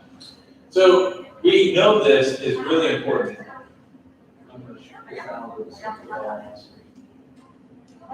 Alright, so there we go. We know that graphic organizers are really important. The original study, this is one of the very first ones in 1991, showed the power of using graphic organizers for pretest, This is learning disabilities at the time, what they label them on, and post-test. So those that have it, using ninth grade. Darn it. I don't know why that keeps happening. The connection sometimes isn't great. Yeah. So basically, you can see all this, and what we see is pre-test, post-test. So basically, everybody in the experimental group remembered the information for a longer period of time. So if we say over and over again that if you are teaching a lesson and you're not using a graphic organizer, then you are making your life a lot harder. And you're also making it more likely that kids are going to forget. Now, what does that mean? First and foremost, graphic organizers should never be hung on the wall without writing connected to it. That's exemplary schools see that as evidence-based. Hanging graphic organizers up on the wall is like hanging the directions of how to complete a task. And because that's got all the information that you want inside of that. So how we use graphic organizers is extremely important. But let's jump forward to 2020 and this study. So in between 1991 and 2020, there are multiple studies over and over again talking about the impact of graphic organizers. Every single one of them has a plus above a 0.4 effect size. And so this one, which is very recent, no graphic organizers, this is in the book on page 111, but I'm going to run through it real quick. Filled out graphic organizers and interactive graphic organizers. And that was either the kids wrote as they were reading a text, they filled out the graphic organizer, or they did it electronically, one way or the other. But they were actively filling it out as they were reading something. So what you see here is that we had a, what you see here is that in the test itself, and the details are listed inside of your guys' book, but they had two types of tests, a retention test and a comprehension. The retention test was scored out of 13, and the comprehension test was scored out of 10. Retention test was basically, do you remember these 13 facts from reading? And so you'll see that the filled out graphic organizers and interactive graphic organizers were about 2 questions more than what the students did if they didn't have any. Comprehension asked them to write a summary and apply it to a new content. So they had to write and apply it. And you'll notice the difference between no graphic organizer to interactive graphic organizer where they filled out was tremendous difference. That's out of 10. So we went from a 20% or maybe 30% to a 70% correct. That's a huge difference when we talk about the amount of learning. Most important, let's talk about social emotional and the connection that social emotional is not its own thing somewhere over here that's not connected to instruction, because they asked the students overall learning satisfaction. It was actually 1 point higher for students that had to fill out their own graphic organizer, and perceived difficulty was 1 point lower. So they learned more, thought it was easier, and thought that it took less effort. So that is a huge difference when we talk about the impact of graphic organizers. So struggling students, going back to confidence. The most important thing we have is confidence. So you asked me to write something without graphic organizer, I have no confidence. You asked me to write something with graphic organizer, I have a lot more confidence that goes on with it. So it's the power of that process. So previewing. Exemplary schools, take the time. I'm going to introduce a brand new graphic organizer to my class. They've never seen it before. We are going to preview that because our struggling students cannot learn how to fill out the graphic organizer and the content at the same time. Their working memory is probably not large enough. Their cognitive load is going to be overdone.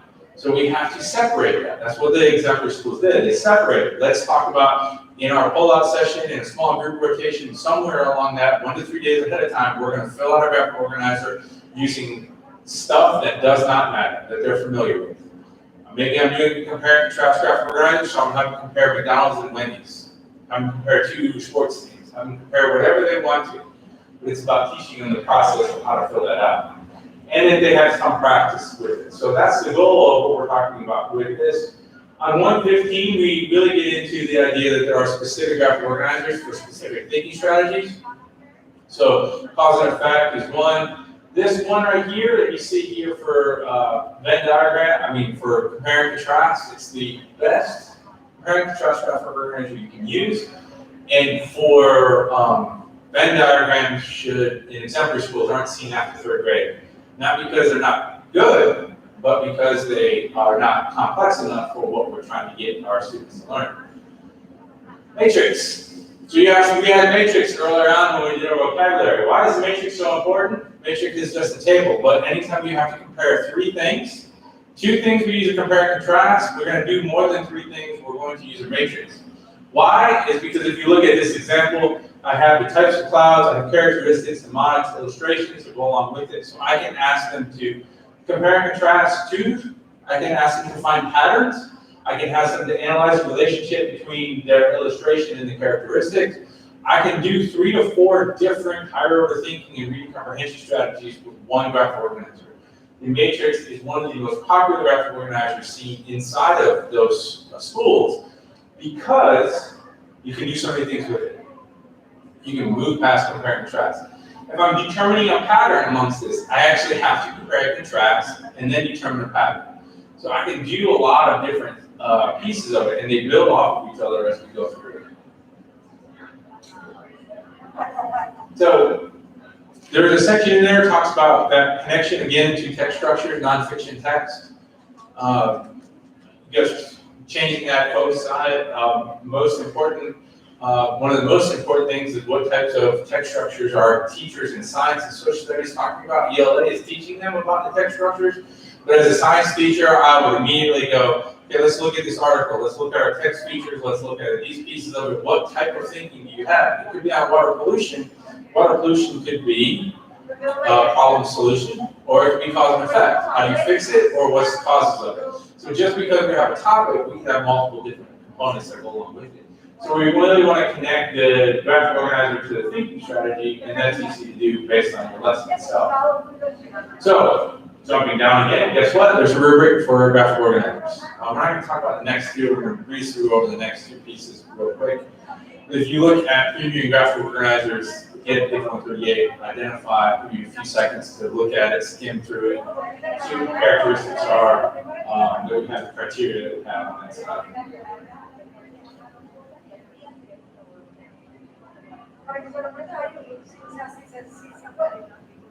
And you'll notice it would be a whole other graphic organizer for using that during your class.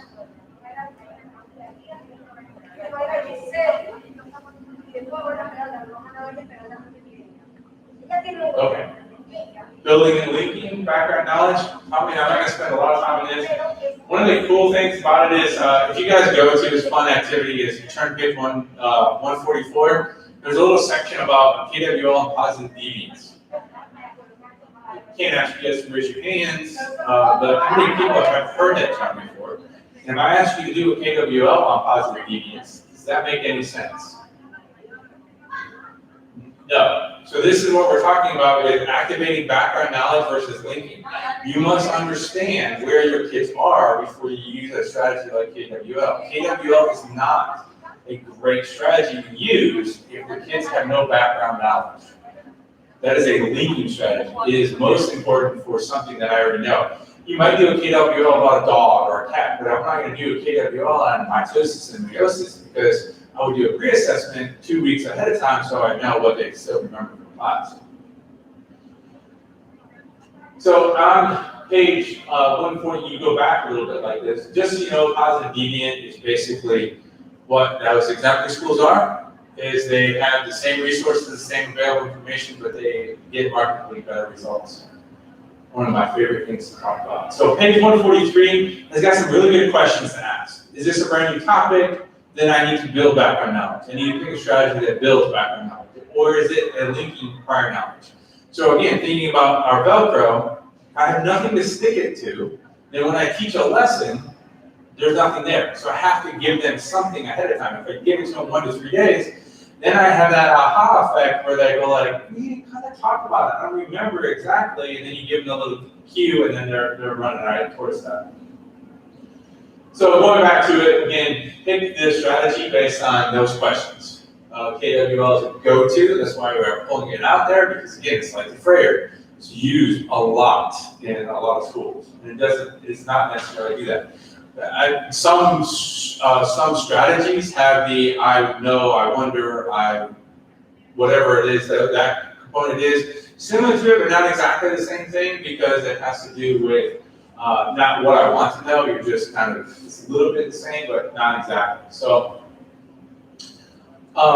in the book itself, there's a word splash. So we talk about anticipation guides. Anticipation guide is the transfer over to, from what we were just talking about with KWLs. But just something really quickly, and this is why going back to a prediction piece, is a word splash. There might be, you might know it as a number name, but this example here, there's an example of it in your book. I'm not sure exactly the page, but it's at the beginning and the end of this section. But basically, you give them a word in the middle, and you have some words, vocabulary words on the outside. You ask your kids to write a paragraph of how these are connected. Great. Best place to do that is then to have them watch a video, if you're going to use a video. So you do a word splash before the video. You pull out the words that you want for the kids to pay attention to in the video. They watch the video, and then they go back and assess their paragraph, or change it, or do anything like that. Prediction. That whole aspect of doing that will increase their attention to what the video has inside that, because they're more interested in being wrong or right. So they want to make sure that it's correct, and you will get more bang for your buck for that video, for how long that video is. Now, of course, you're not going to do it for a 30-second video, something that you're watching for 4 or 5 minutes that has content inside of it that you do that for. So prediction is one of the best ways to, hey, so these two characters are going to go here, let's stop from the story, what do you think is going to happen next? Give them a few vocabulary words and have them predict it. Great ways for you to create some background knowledge for them as you go. That's our KWL. I'm not going to go through that's our activating strategy, building background and linking knowledge. I'm not going to go through that component of it. One last little tidbit of that, bell ringers do not constitute as either one of those. At least that's not connected to the lesson. That's just review. It's just a review strategy. It's not connected to these. So we've already talked about the advanced organizers a bunch. Essential question, concept map. Here's an example of a high school one. Basically, it's also in your book, and it's one of the best examples we've ever seen for a number of reasons.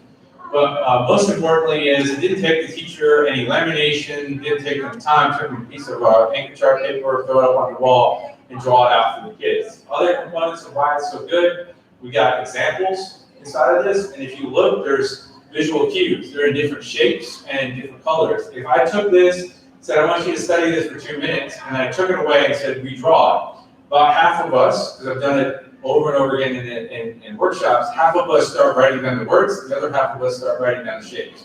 There was a triangle here, there was this sunburst here, and so when we do that, we're making those visual connections. That's why concept maps are so good. They connect the two sides of our brains, the dual coding aspect of words and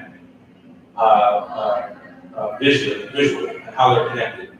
So the other part of that is, what if I just listed all those words up on the wall, and we lose the visual connection? So they don't help. So when we talk about word walls, you guys go into a classroom, you look for word walls. Word wall that looks like this is an advanced organizer. If I build it as I'm doing it each day, and then it stays up later on as a support for students. Versus a list of words is not. That's a one of the sessions I saw. That was the anyways, I can't think of it. It was the eggs. I'm sorry. So when we think about this, we want them to struggle. Why does advanced organizer? So you imagine going back to our chart. 50% comes from confidence. How does advanced organizer help with confidence? When I see it, I'm like, oh, I know that. I don't know that. I have to pay attention. What is it that I do? So if I see it and I'm like, oh, exactly. I see where we're going with all this. I have more confidence in my ability to do that. Or I know where I need to focus on, be able to connect the pieces.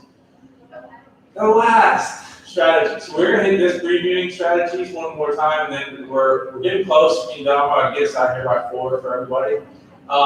So when we think of previewing thinking strategies, 2 common labels that we use for thinking strategies: higher order thinking and reading comprehension thinking strategy skills.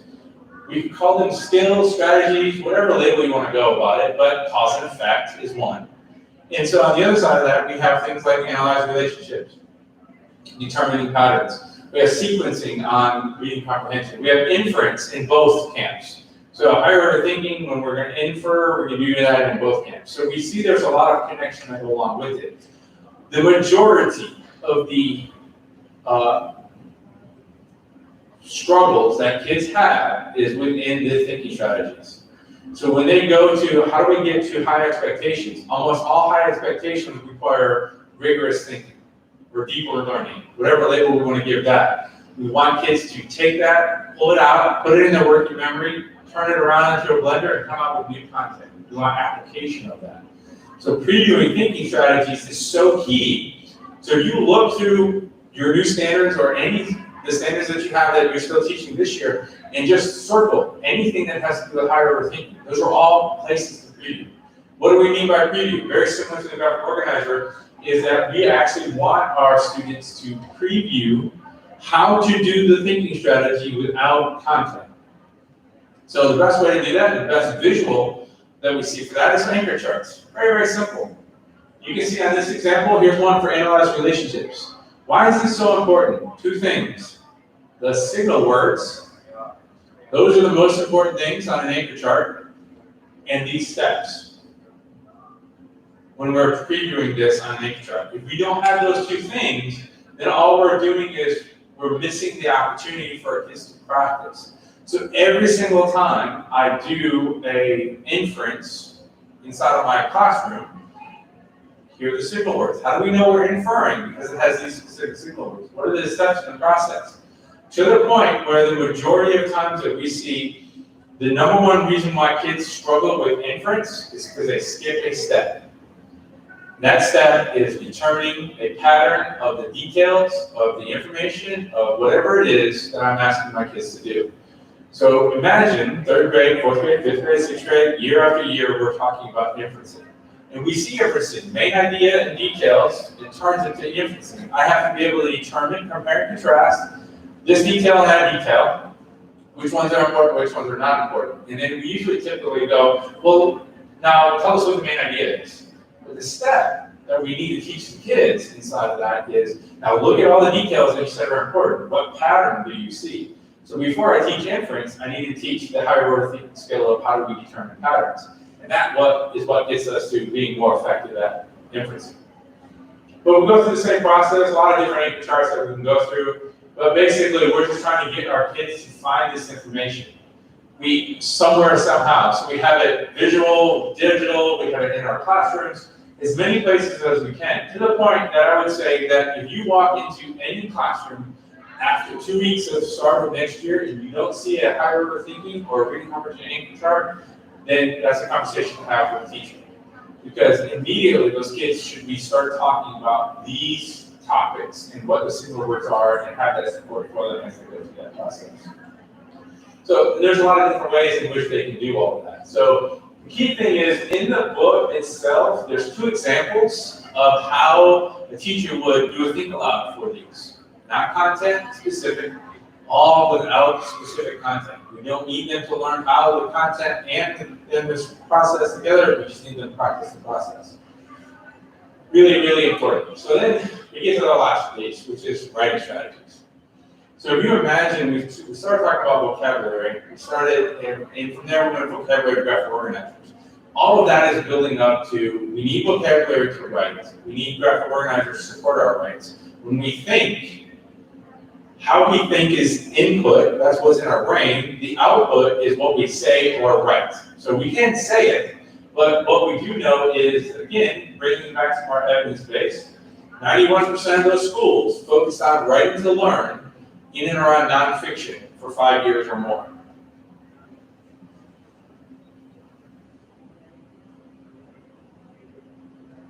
We've had the privilege of working with schools. One of the bigger ones in the district, one of the bigger ones was 5 low-performing schools in Manatee County about 2 years ago, 3 years ago, and we're able to turn them all around so that they got off the state list. Part of that has to do with just how much are your kids writing? Whatever it is, see if you can double it by Christmas, and from there double it again. If you can do that, you will automatically increase that. How do we know that?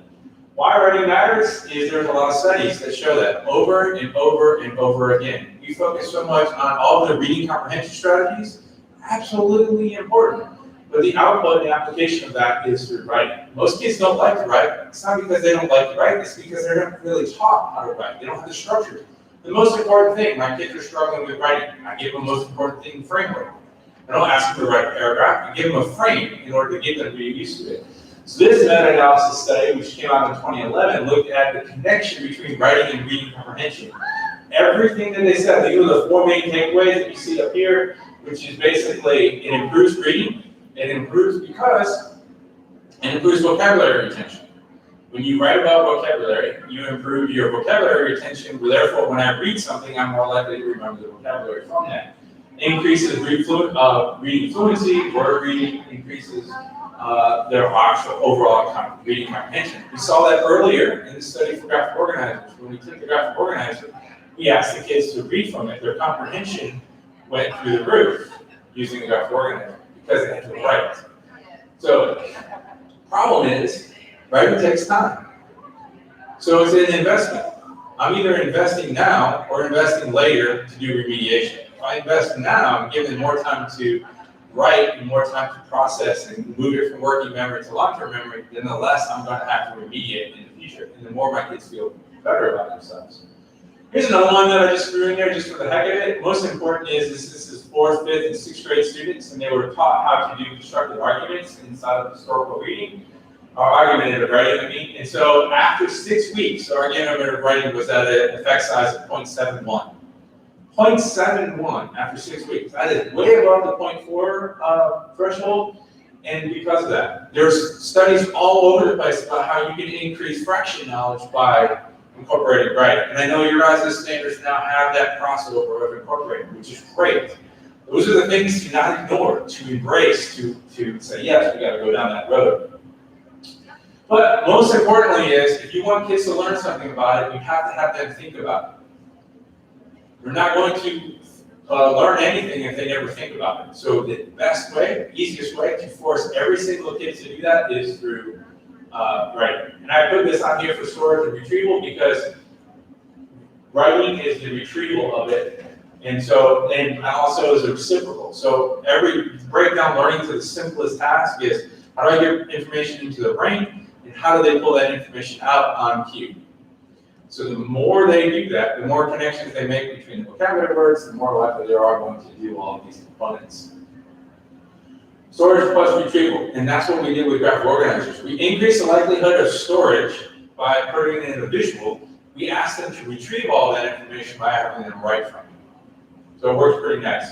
So just kind of joking around with this a little bit though, the myth of the exit ticket. If I go to a school and I don't see an exit ticket on at least half of their lesson plans, I'm surprised.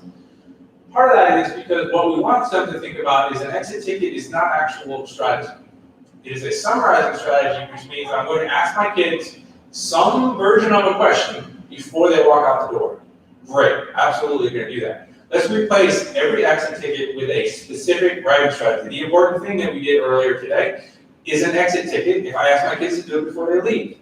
Dear absent student is an exit ticket before I ask them to do it. 3, 2, 1. All these writing to learn strategies, which is where they spend most of the time on, are fantastic. And those are the things we want the exit ticket to represent.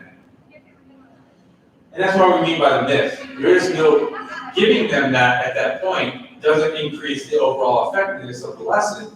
If the question is, what is one thing you remember from today? I told you 50 different things versus, here's 2 vocabulary words. Explain to me how they're related and how they're different. That right there is a great exit ticket, depending on what they're trying to find. So go through this list. You can do a lot. We give you examples, all of these different things that you can do. I categorize it into 2 different types of writing. Summary point writing is very simple. At some point, I'm going to stop and have you write. We know based on brain research that, and we talk about our working memory, that the more frequently I do that, the more frequently they process from short-term to long-term. If I go more than 10 minutes, or more than 12, 15 minutes, depending on age, then I'm more likely not allowing them to process the information. So we know this based on chunking, we have to chunk it. Part of that has to do with, we can increase the effectiveness of our chunking by having kids write. So summary point writing is, I'm gonna stop and have you write, and then we have the other version of that, which is a quick write. Quick write is basically the same thing, but you have a time. 30 seconds to write down every word you can think of about catching kids up. Because they're quick write. We've done a bunch of them throughout the day. What are those components you give them specific amounts of time they go along with? One of our favorites, $2 summary. It's inside of there. Great individual strategy. Each word is worth 10 cents. Each word is 5 cents, whatever you want to do it. You can make a $3.50 summary. Kids practice math at the same time that they're doing writing and they're crossing over conversations that go along with them. Fantastic. This has 2 rubrics, and it is on page 201 and 202. We separated them because, again, I said earlier that the input, what's going on internally, is the thinking strategy. The output is the writing. So the 2 expectations are different. That's why there's 2 different rubrics. Even though you can do both of them at the same time, they're 2 different rubrics. One is on thinking, one is on writing.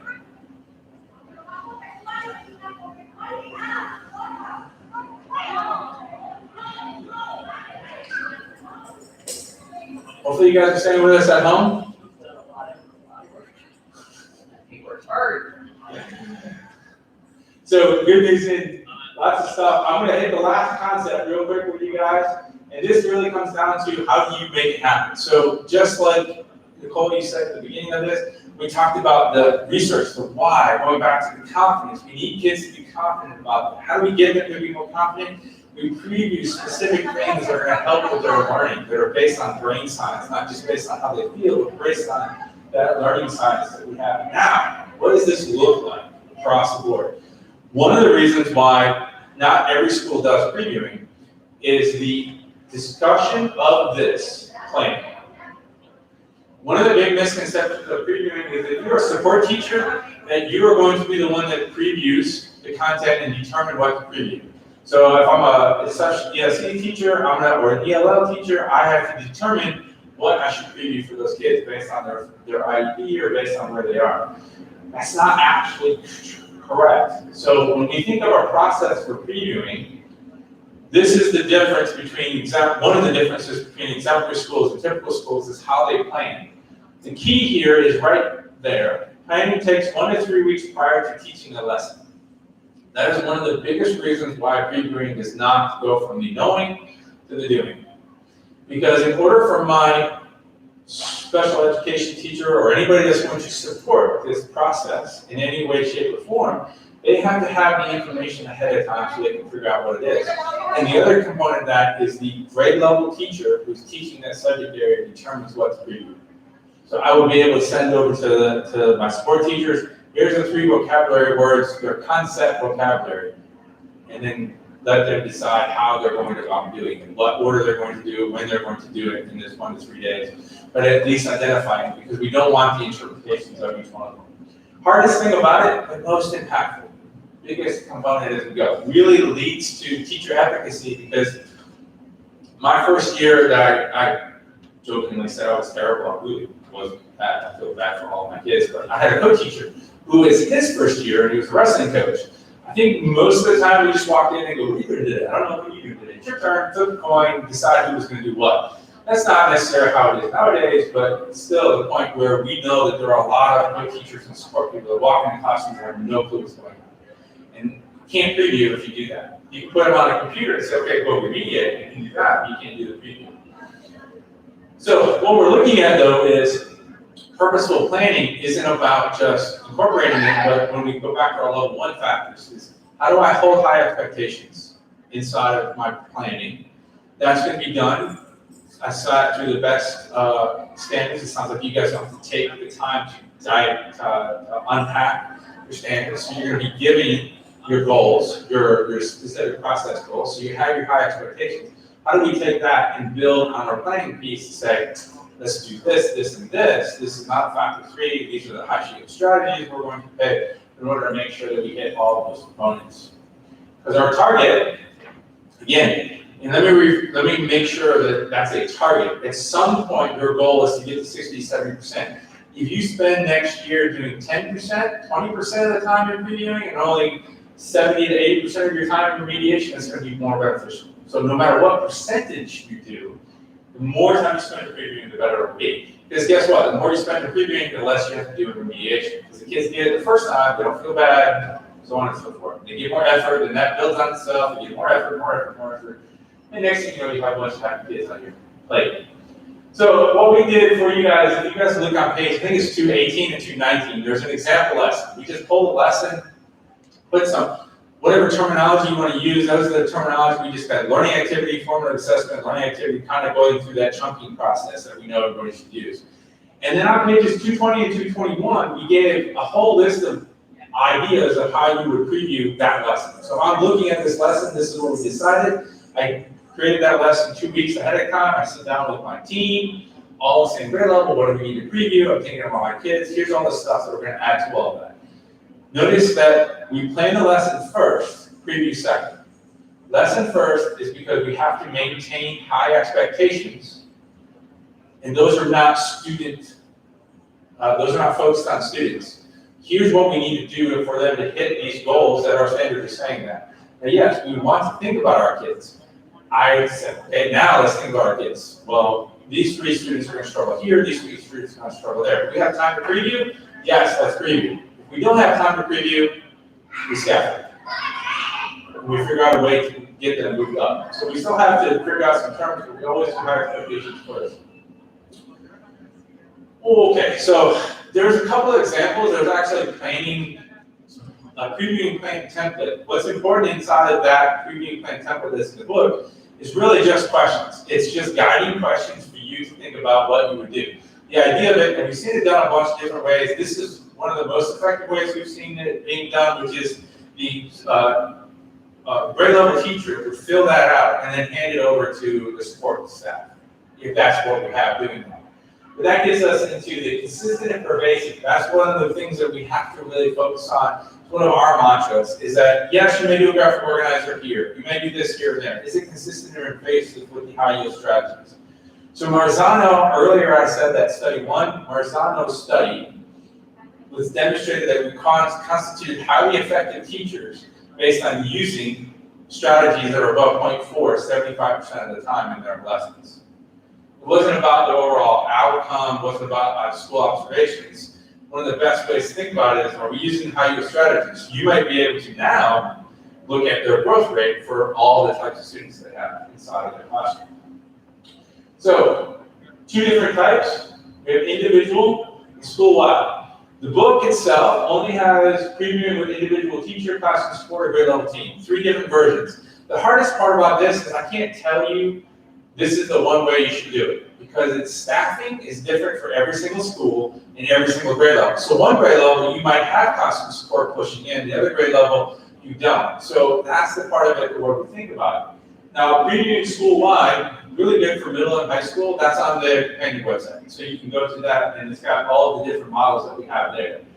What I would suggest that you do is this matrix. Again, we love matrices because they allow you to compare, contrast, and determine patterns. But basically, figure out the 4 primary structures. Whole class previewing taught by a teacher, we have small class taught by a teacher, we have support coming in, or we have grade level team working together to move kids around so that we can do previewing in all different areas.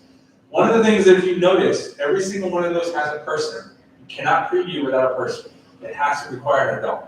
So if you look at the top, just go through your process there based on your school, based on your environment, based on whoever you support, go through each school, and that kind of really benefits of this implementation. What does it cost? How would I make this happen? And at that point, you make the decision of going, okay, we can do it 20% of the time. We can do it 30%. Maybe instead of having kids on the computer for remediation 5 days out of the week for 20 minutes, 1 day out of that week, we're going to pull that away and it's just going to be previewing inside the classroom. A lot of different options that you can do, and the hard part about that is you really have to go through the break them all down in order to make that happen. So speaking of catching kids up, if you go to this, there will be, I just asked these 3 things here. I promise it's not a marketing gimmick. It really isn't a marketing gimmick. I swear to you, that's why we printed and brought the books with us, because I didn't want to print a whole new thing just to come to FAFSA. So every book that I don't have is coming back home with me for other people to use. So it's just because we don't have the space, and it's not linked anywhere on our website, so we don't want everybody to go to it. So that's all it is. You use that component as we go forward. So I'm going to end off with a couple of things. is one of the hardest things about previewing is it's not an easy thing to do. It requires really good communication. And so with a straight face, I'm going to tell you, you should be more like slime mold as you approach next year. Those of you though that don't know what slime mold is, it's that nasty yellow stuff you see in forests, growing on trees, doing all of those things. And so why? This is not in your book. I love this example because it's such a simple creature, such a simple organism, but does some of the most amazing things. The reason why I say you should be more like slime mold is that it has 4 characteristics that the scientists have discovered. Maintains a constant conversation with its environment, so it knows what's going on. Is it cold? Is it doing this? Do they need to move? Because it does move. It doesn't look like it moves, but it moves to different sessions, and it comes together. So if we maintain a constant conversation with our environment, we're more likely to get previewing taking place. It has a clear set of roles and behaviors in times of change. We want to move this forward. Who's responsible for what inside of this process?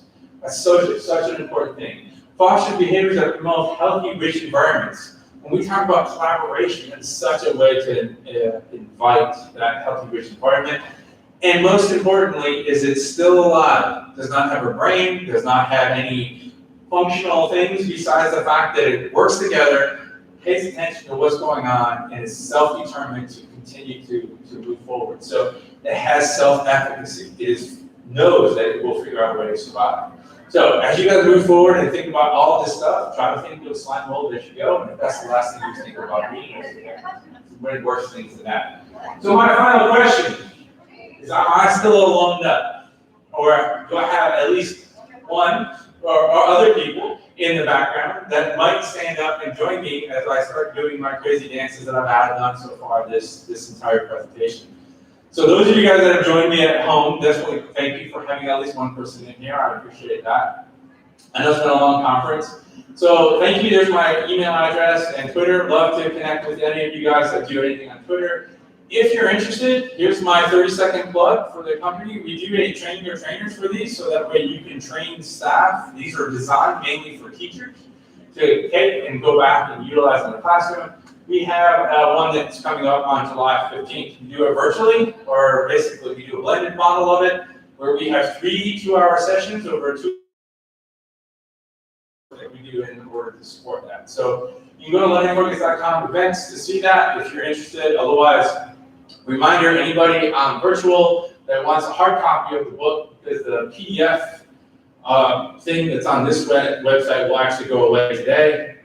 So if you want that, make sure you write down my email address, and I'll zoom in a little bit more so that way you can request that, and I will ship it to you at no cost to you. So no gimmicks there either. With that, thank you all for joining us in the virtual session, and I'm out. Mike's off.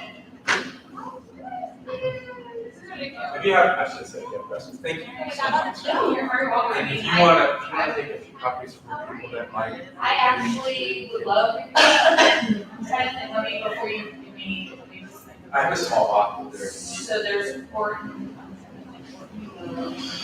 Okay. She's